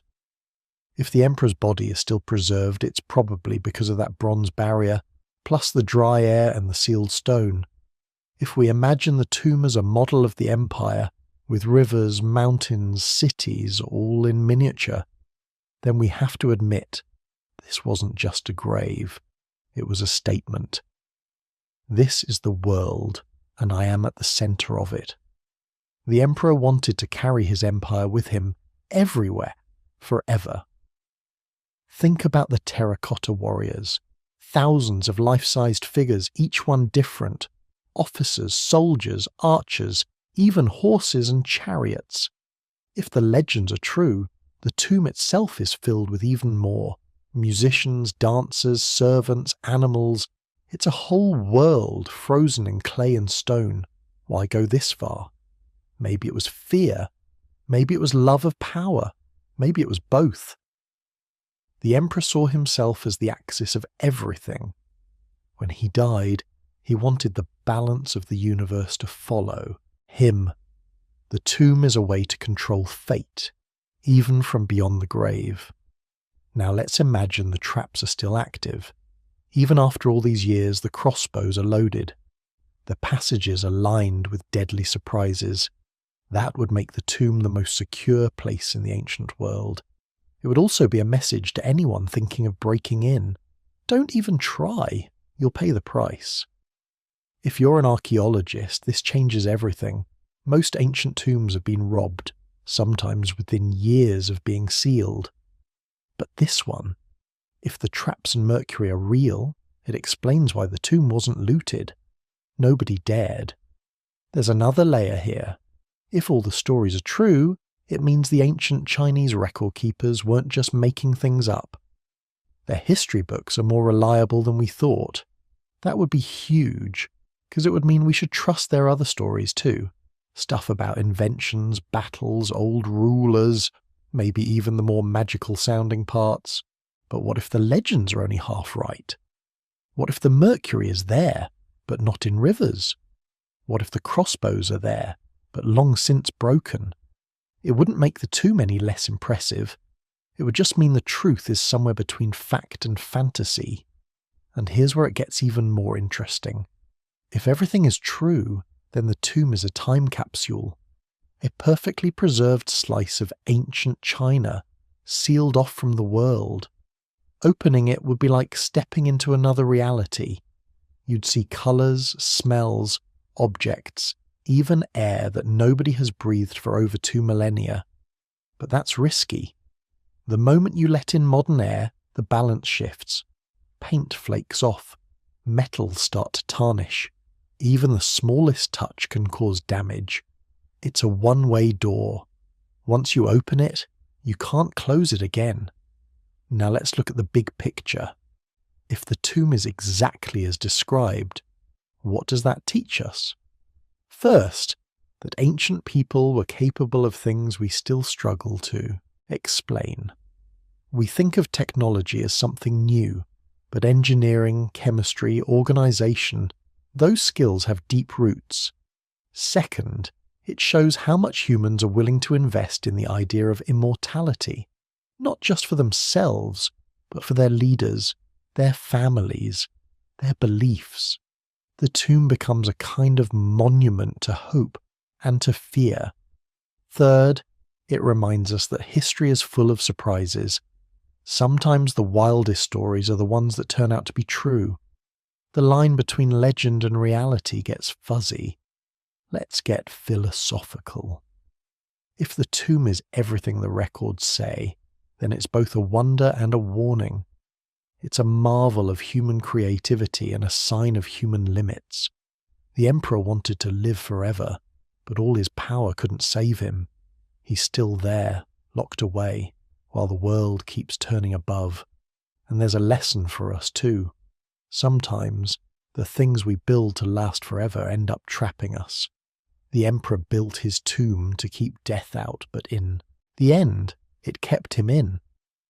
It's a paradox, trying to beat time by stopping it. But time always wins. Dust settles, walls crack, even bronze and mercury change given enough centuries. So, what would it mean if the tomb's secrets were revealed? It would change our view of history, yes. It would show what was possible in the ancient world. But it would also remind us of the cost, the labour, the lives given, the risks taken, the need for caution. And here's something else to think about. If the tomb is really that dangerous, that full of traps and poison, maybe that was the point. Maybe the emperor wanted the world to hesitate, to think twice before breaking in, to wait until the time was right, or never come at all. If all the legends are true, then what lies underground isn't just treasure. It's a challenge, a puzzle, a story that's still being told even now. And that's what makes it so fascinating. The tomb is there, the stories are there, the evidence is piling up, but the answer, the real answer, is still sealed away. Maybe someday we'll have the technology to explore it safely. Maybe we'll find ways to protect the art, the metals, the colours, the air itself. Maybe we'll walk through those passages, see the rivers gleaming, the stars shining on the ceiling. Or maybe we won't. Maybe the tomb will stay sealed for another century, or more. Either way, the idea sticks with you. What if it's all true? What if the world's greatest tomb is even greater than we imagine? What if there are wonders underground that nobody alive today has ever seen? It's possible. That's what keeps people guessing. That's what draws scientists, dreamers, and storytellers to this mystery. Not just the hope of riches or fame, but the chance to touch something real, something ancient, something that connects us to a world both familiar and strange. In the end, the truth about the tomb is still waiting. Waiting for the right moment. Waiting for the right hands. And maybe, just maybe, waiting for us to ask the right questions. And this is where it gets really interesting, because whatever we find, if we ever do, it won't just be about the past. It'll be about who we are now, about what we value, about how we balance curiosity with respect and wonder with caution. Until then, the question stands. What if it's all true? What would you do with that knowledge? Would you rush in, or would you wait? Would you open the door, or would you let the mystery last a little longer? That's the puzzle. That's the story. And as long as the tomb remains closed, the legend will keep growing. Maybe that's the real magic, the power to keep us dreaming, long after the builders are gone. Let's leave the tomb itself for a moment and talk about the person at the centre of all this, the emperor inside. Qin Shi Huang. He's not just a name in a history book. He was a real man with real fears, dreams, and a level of ambition that shaped an entire country. If you want to understand why the tomb was built the way it was, you have to understand him. Because everything about that underground world, the warriors, the rivers, the stars on the ceiling, comes back to who he was and what he believed. Start with his early years. Nobody is born an emperor.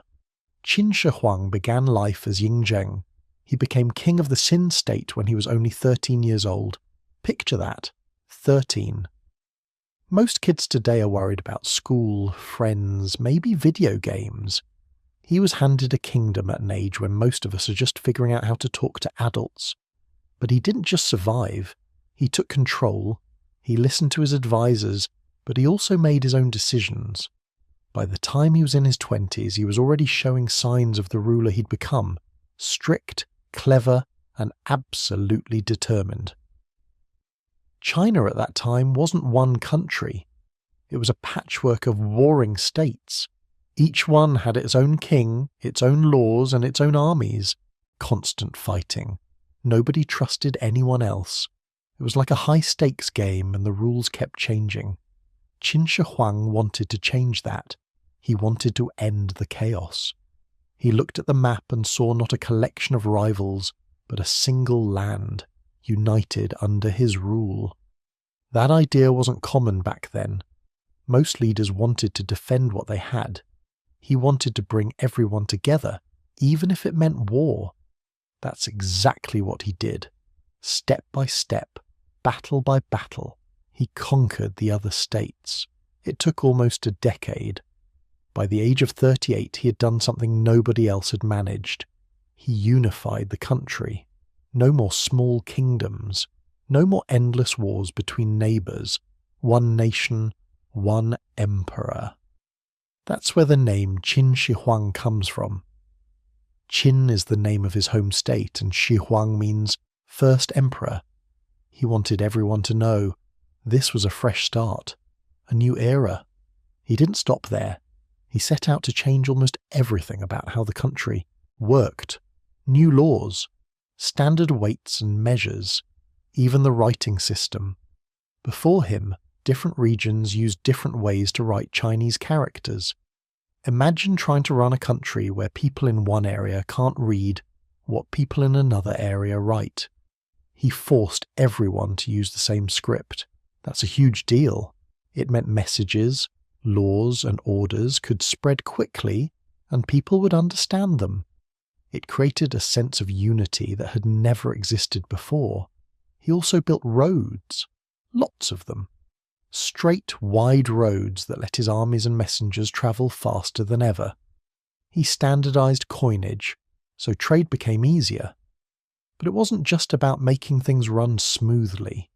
It was about control. He wanted to know what was happening in every corner of his empire, and he wanted everyone to know who was in charge. Then there's the Great Wall. The part we see today is mostly from later dynasties, but the original idea came from him. The northern borders were always at risk from invasions. Instead of fighting the same battles again and again, he ordered walls to be built, connecting older ones and creating a barrier that stretched for hundreds of miles. It wasn't just a defense, it was a statement. This is the edge of my world. Beyond this is danger. Inside is order. But ruling such a huge land wasn't easy. There were always threats, rebellions, plots, enemies who wanted the old ways back. Qin Shi Huang became more and more strict as he got older. Harsh laws, severe punishments. He believed that strong rules kept the peace. Some people hated him for it. Others saw him as the only person who could hold everything together. He was both feared and respected, sometimes at the same time. This fear of losing control shaped the rest of his life. As he aged, he started worrying about what would happen after he died. In ancient China, the idea of the afterlife was powerful. People believed that the dead could influence the world of the living, and Emperor's spirit, if properly honoured and protected, could keep watching over the land. That's where the tomb comes in. It wasn't just a place to bury a king. It was a way to keep his power going even after death. He became obsessed with staying alive. He sent out expeditions to distant lands, searching for magical herbs and potions that promised eternal life. Alchemists came to his court, offering pills and powders. He tried them all, even though some of them made him sick. Ironically, the very things meant to save him probably shortened his life. Mercury, for example. It was seen as a cure, but it's actually poison. He took it anyway, hoping for a miracle. Think about the mindset this creates. You're the most powerful person in the world. You've changed history, but you're still human, still afraid of what comes next. That fear, mixed with ambition, shaped his final years. He wanted a tomb that would protect him forever, not just from robbers, but from the chaos. He'd spent his life fighting. He wanted to rule in death the same way he did in life, completely, without challenge. This is why the tomb is so important. It's not just a monument, it's a symbol of his need for control. Every detail, the soldiers, the rivers, the traps, reflects the way he ruled. Order, precision, power. Even the way the tomb was built shows this. Thousands of workers, organised into teams, each one with a job, strict rules, no mistakes allowed. Punishment for failure was brutal. The same discipline that built the empire built the tomb. There's another layer here. In ancient Chinese belief, the emperor was the son of heaven. He wasn't just a political leader, he was the link between earth and the heavens. The tomb had to match that role. That's why the ceiling is said to show the night sky. It's not just decoration, it's a way of saying, I belong to both worlds. The rivers and mountains inside the tomb, they're a miniature version of the empire, a world within a world. Now let's talk about the end of his life. Qin Shi Huang died while on a tour of his empire. He was far from the capital, checking on his lands, making sure everything was running the way he wanted. Some say he died suddenly, others think he was already sick. Either way, his death was kept secret at first. The officials didn't want news to spread.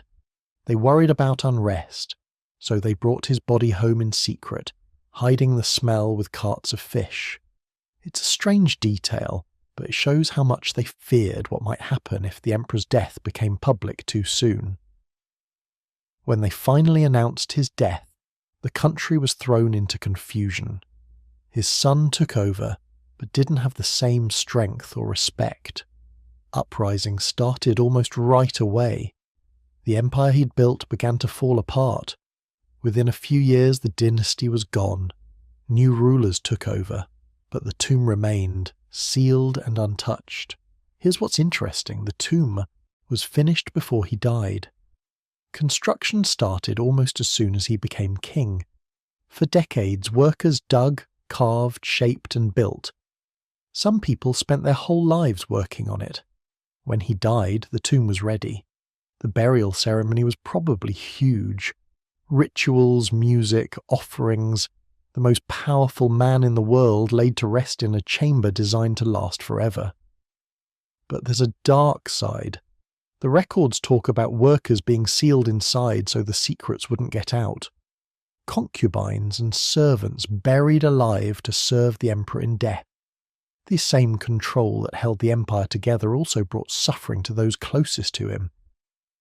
That's the flip side of absolute power. Nobody could say no.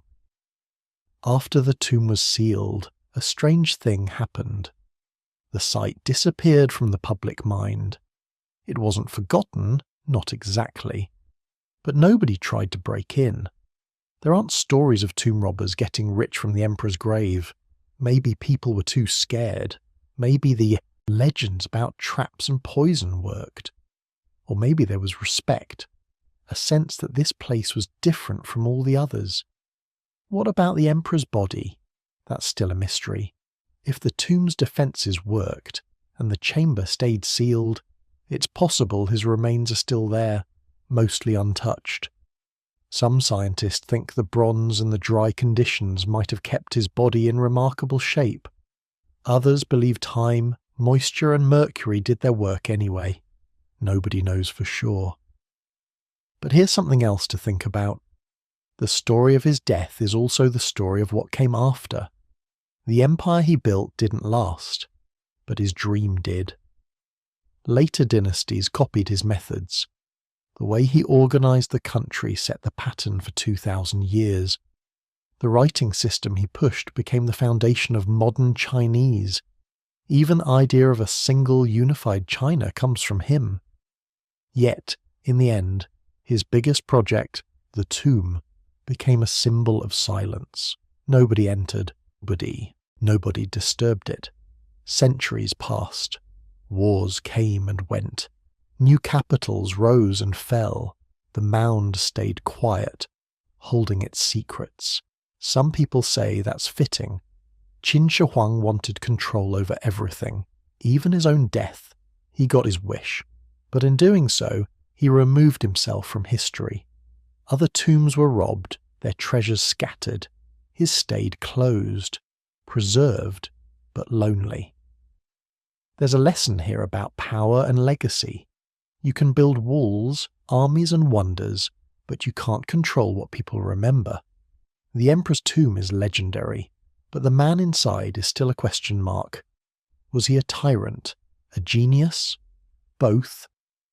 The evidence is there, but it's locked away, just out of reach. And then there's the question of time. How much does it take to erase a life? For Qin Shi Huang, the answer seems to be never completely, but always a little. The world above his tomb changed over and over, but the stories about him survived. They grew, shifted, and turned into legend. His tomb helped with that. As long as it stayed sealed, the mystery stayed alive. It's strange, isn't it? The man who wanted to rule forever became a mystery instead. We know so much about him, his conquests, his laws, his building projects. But the most personal details, the things that show what he really cared about, are still hidden below ground. Maybe that's what he wanted. Maybe he wanted to be remembered, but only on his own terms. Or maybe he was just like everyone else, hoping his life would matter, even after he was gone.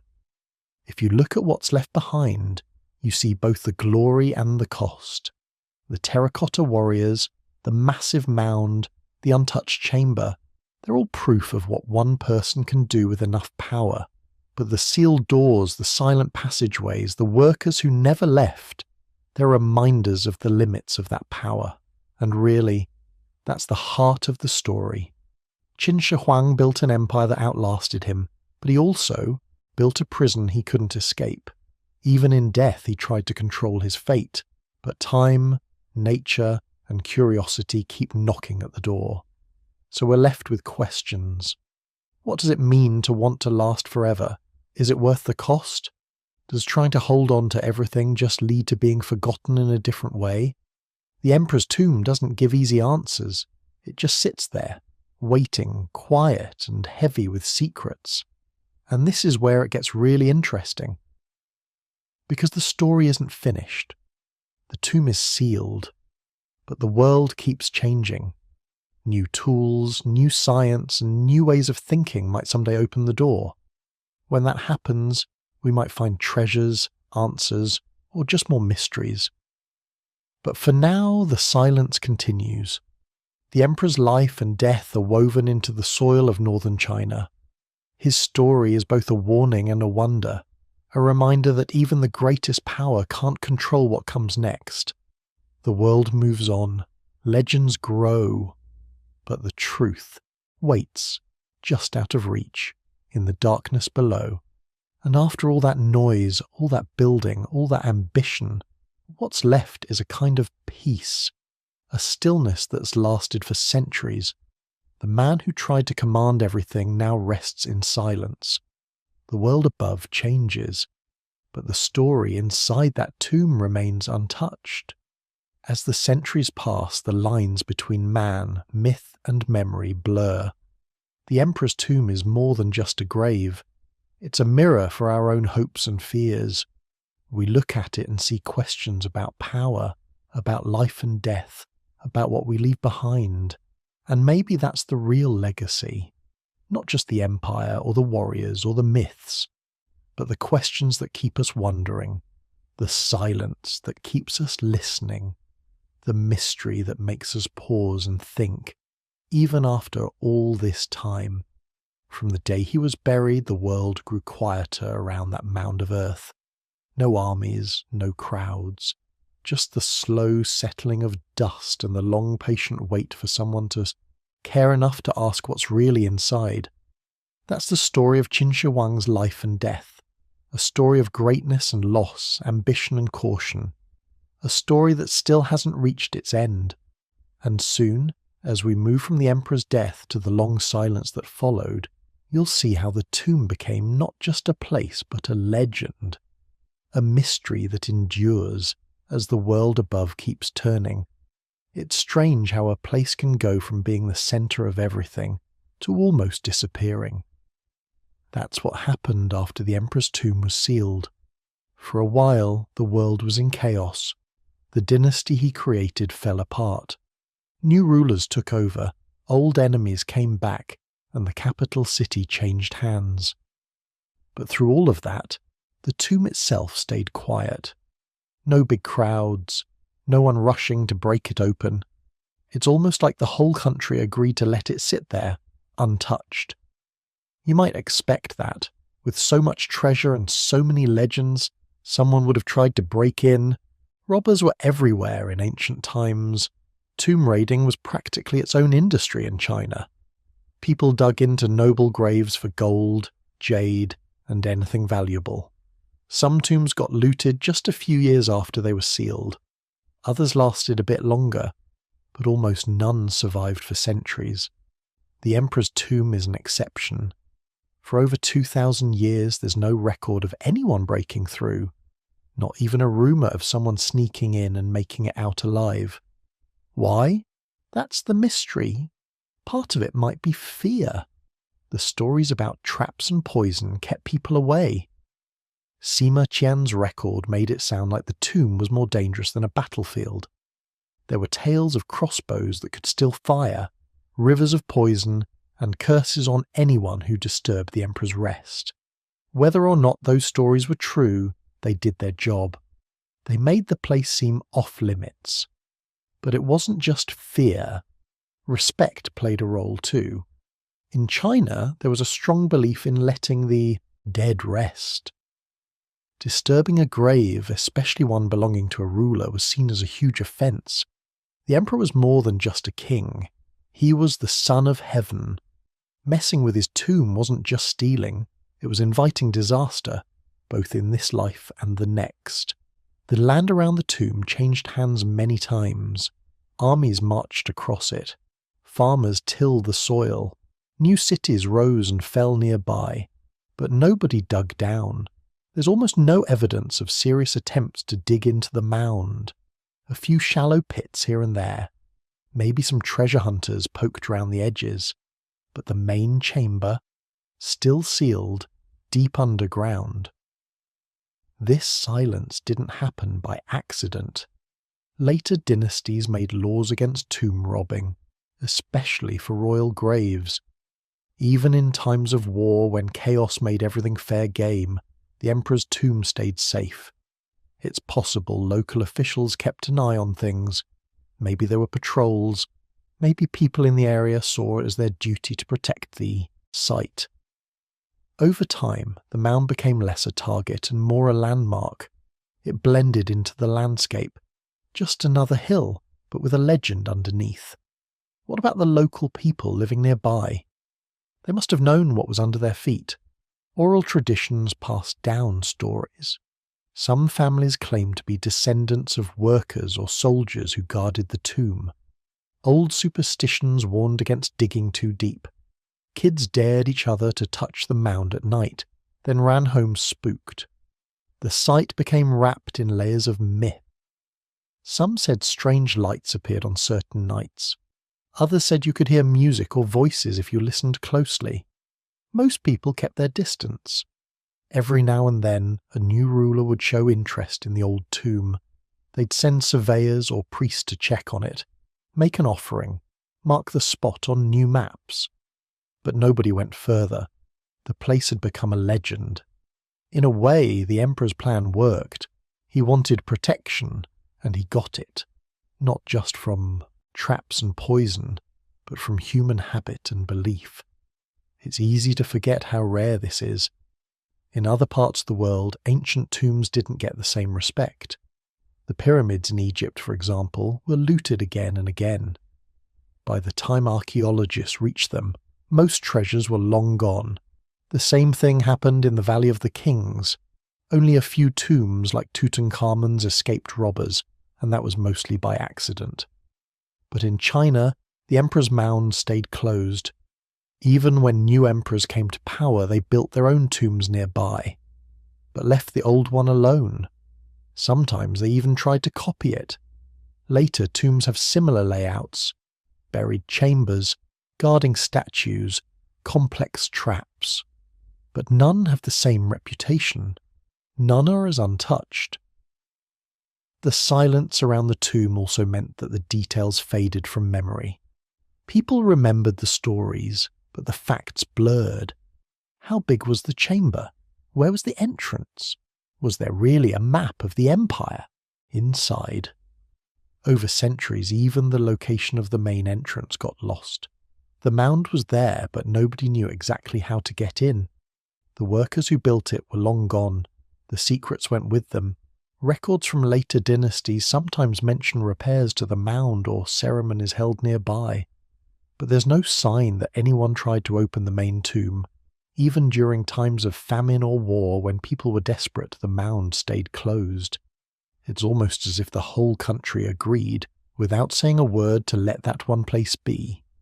You can see this in the way the site changed over time.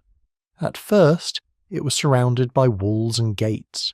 Guards stood watch. Later, those walls crumbled. The guards went away. Nature took over. Trees grew on the mound. Grass covered the stones. The tomb became part of the landscape, a hill among many. But the legend never completely faded. Fast forward a few hundred years. New dynasties rose and fell. China changed. New capitals, new rulers, new wars. But nobody touched the mound. It outlasted kingdoms and empires.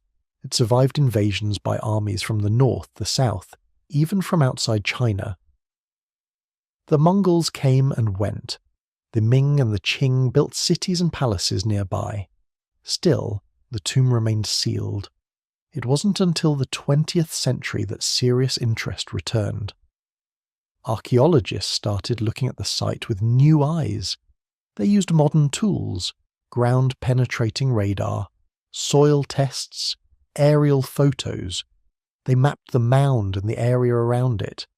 They found evidence of walls, moats, and even roads leading toward the old entrance, but the main chamber stayed untouched. What's interesting is how modern technology started to reveal things that old stories got right.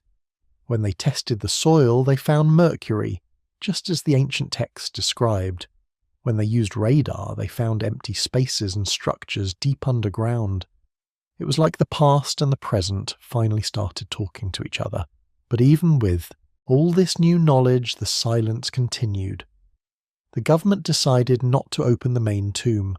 Not yet. The risks were too high.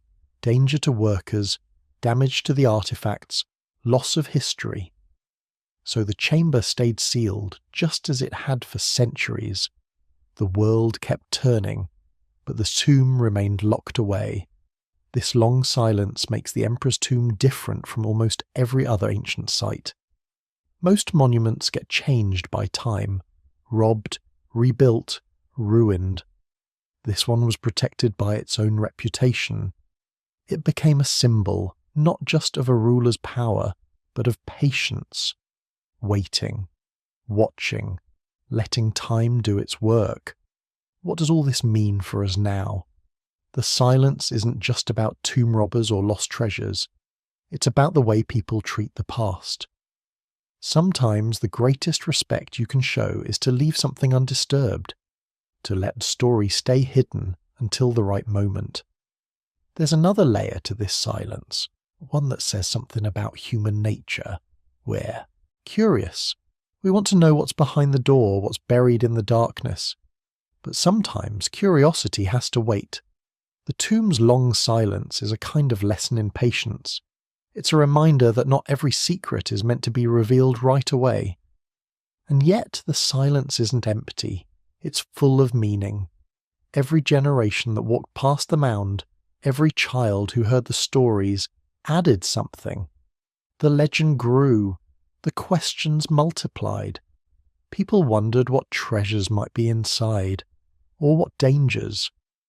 The silence became a part of the story, just as real as the warriors or the rivers of metal. For historians, this long silence is both a frustration and a gift. On one hand, there's so much we don't know. The main tomb could hold answers to big questions about ancient China, its art, its science, its beliefs. But on the other hand, the fact that the site has been untouched means that, if it's ever opened, we'll see something truly unique. Almost a time capsule, preserved by 2,000 years of patience. You can see how this shapes our view of the past. The unopened tomb stands as a kind of gateway, one that connects legend, history, and the present. It's a place where questions hang in the air, waiting for answers.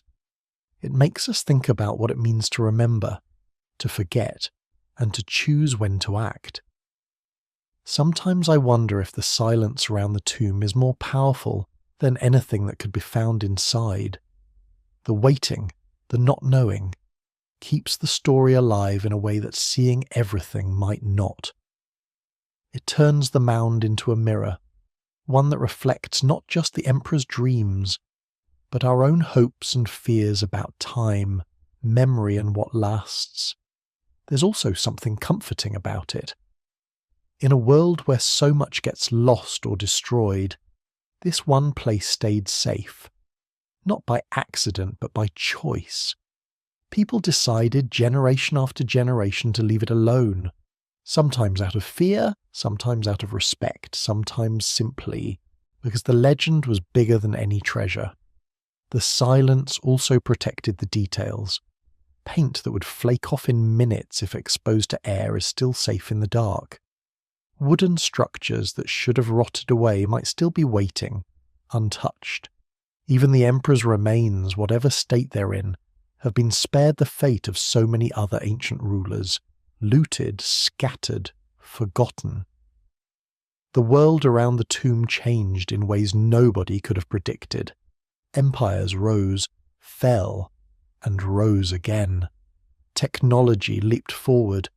New religions, new languages, new ways of thinking came and went.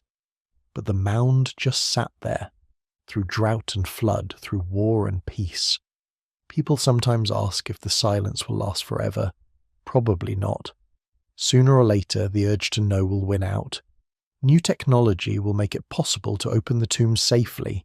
Maybe a future generation will finally see what's been hidden for so long. But until then, the silence is its own kind of answer. It says that some mysteries are worth waiting for, that patience can be powerful, that sometimes the best way to honour the past is to let it keep its secrets a little longer. And this is where it gets really interesting. The story of the tomb's long silence isn't just about what's underground. It's about us, our choices, our willingness to wonder, to wait, and to respect what we don't fully understand. The emperor tried to control everything, even after death. But in the end, it's the patience and restraint of countless people. Robbers who decided not to dig, rulers who passed new laws, villagers who told their children to leave the mound alone, that kept the secret safe. This long quiet period, with its layers of myth and respect, has become part of the tomb's legacy. It's a silence filled with questions, with stories, with dreams about what might be. It's a silence that keeps the past alive, not as a fixed story, but as a living mystery. As the world keeps changing and new discoveries get made, that silence gets heavier, more meaningful. It holds everything that's come before and everything that might still come. The unopened tomb is a reminder that some stories are bigger than any one person, bigger than any treasure. Some stories last because no one dares to finish them, and as the centuries pass, the silence itself becomes a kind of answer. It tells us that there's value in waiting, in honouring what we can't easily reach. It reminds us that the past is always close, always shaping the present, even when it's hidden beneath a quiet hill. Soon, we'll move from this long silence to what it means for us now, what we can learn from all this patience, all this waiting, all these secrets kept safe in the dark. The story isn't over. The silence is just another chapter, waiting for someone to turn the page. There's something almost peaceful about a mystery that's been left alone for so long. The Emperor's hidden chamber sits under the earth, untouched by light or air, quietly holding on to its secrets. Years turn into centuries. The outside world spins and changes, but deep below nothing moves. No one digs, no one dares. It's like the whole landscape is frozen in a single moment, waiting for a signal that never comes. But why does this matter to us? Why do we care about a mound of dirt, a locked chamber, and a story that hasn't had a new chapter in over 2 millennia? Maybe it's because we see something of ourselves in that long patience, in the urge to solve the puzzle, but also in the decision to wait, to respect the boundary between what's known and what's still a dream. Think about all the things that get lost with time, languages, cities, even whole civilizations. Usually the past is like a jigsaw puzzle with half the pieces missing. We find broken bits and try to guess the big picture. But here, with the Emperor's tomb, the pieces are probably still there. The puzzle is complete, just locked away. That's rare. That's special. There's a kind of hope in that. Imagine if we could see the paintings on the walls, the carvings, the treasures exactly as they were left. Not faded or ruined, but fresh. Like stepping into a room where everyone just walked out a minute ago. Most ancient sites can't offer that. There's always damage, always loss. Here, though, the story might still be whole, just hidden. But hope has to live alongside caution.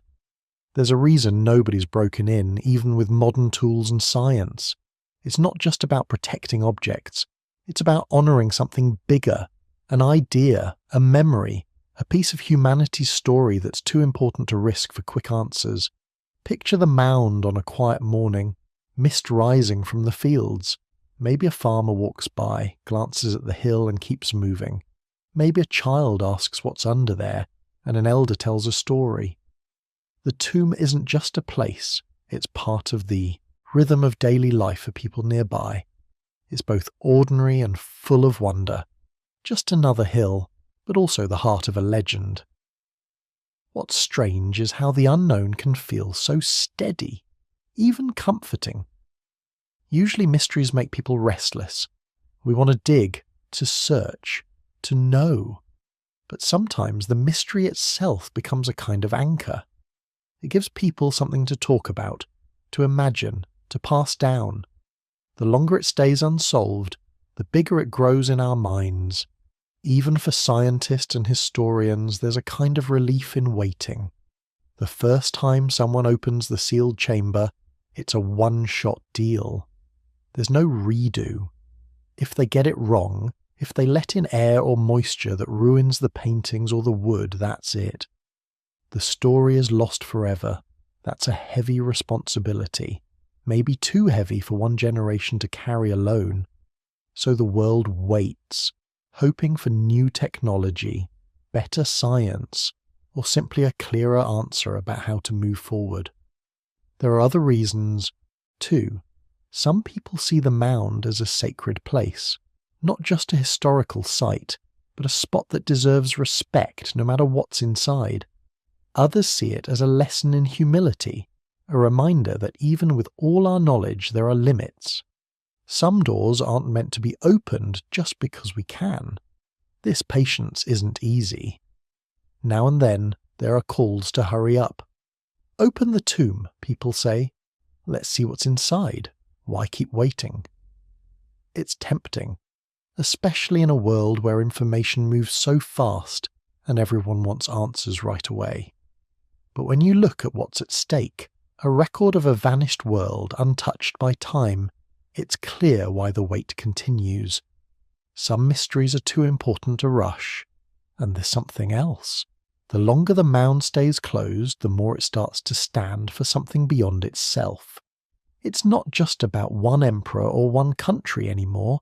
It's about trust, about faith that the right moment will come, even if we don't know when, about believing that waiting can be just as meaningful as action.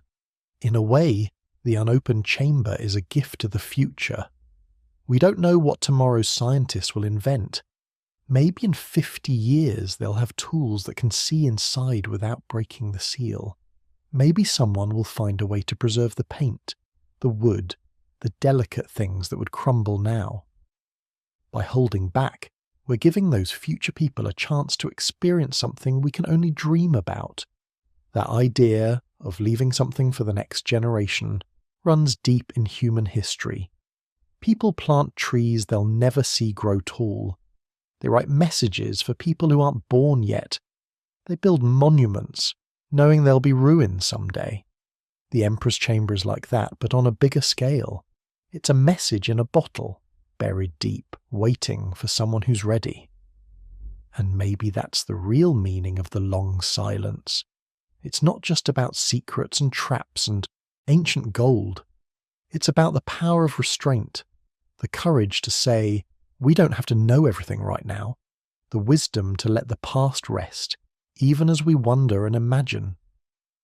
There's also a lesson about change. The world has shifted so much since the mound was first sealed. New ideas, new rulers, even whole new ways of looking at time and death. But through it all, the mound has stayed the same. It's a link to a world that's gone, but not forgotten. A reminder that some things can last if people care enough to let them. For those who study history, the unopened chamber is both a frustration and a promise. So many questions hang in the air. What do the paintings look like? What did the emperor really want for his afterlife? Did the builders leave messages, warnings, or even jokes for those who'd come after? Every answer could change what we know about an entire civilization, but every delay makes the moment of discovery matter even more. As time passes, the story grows. Every new generation adds its own hopes, fears, and dreams to the legend. Some see the mound as a test, a challenge from the past to the present.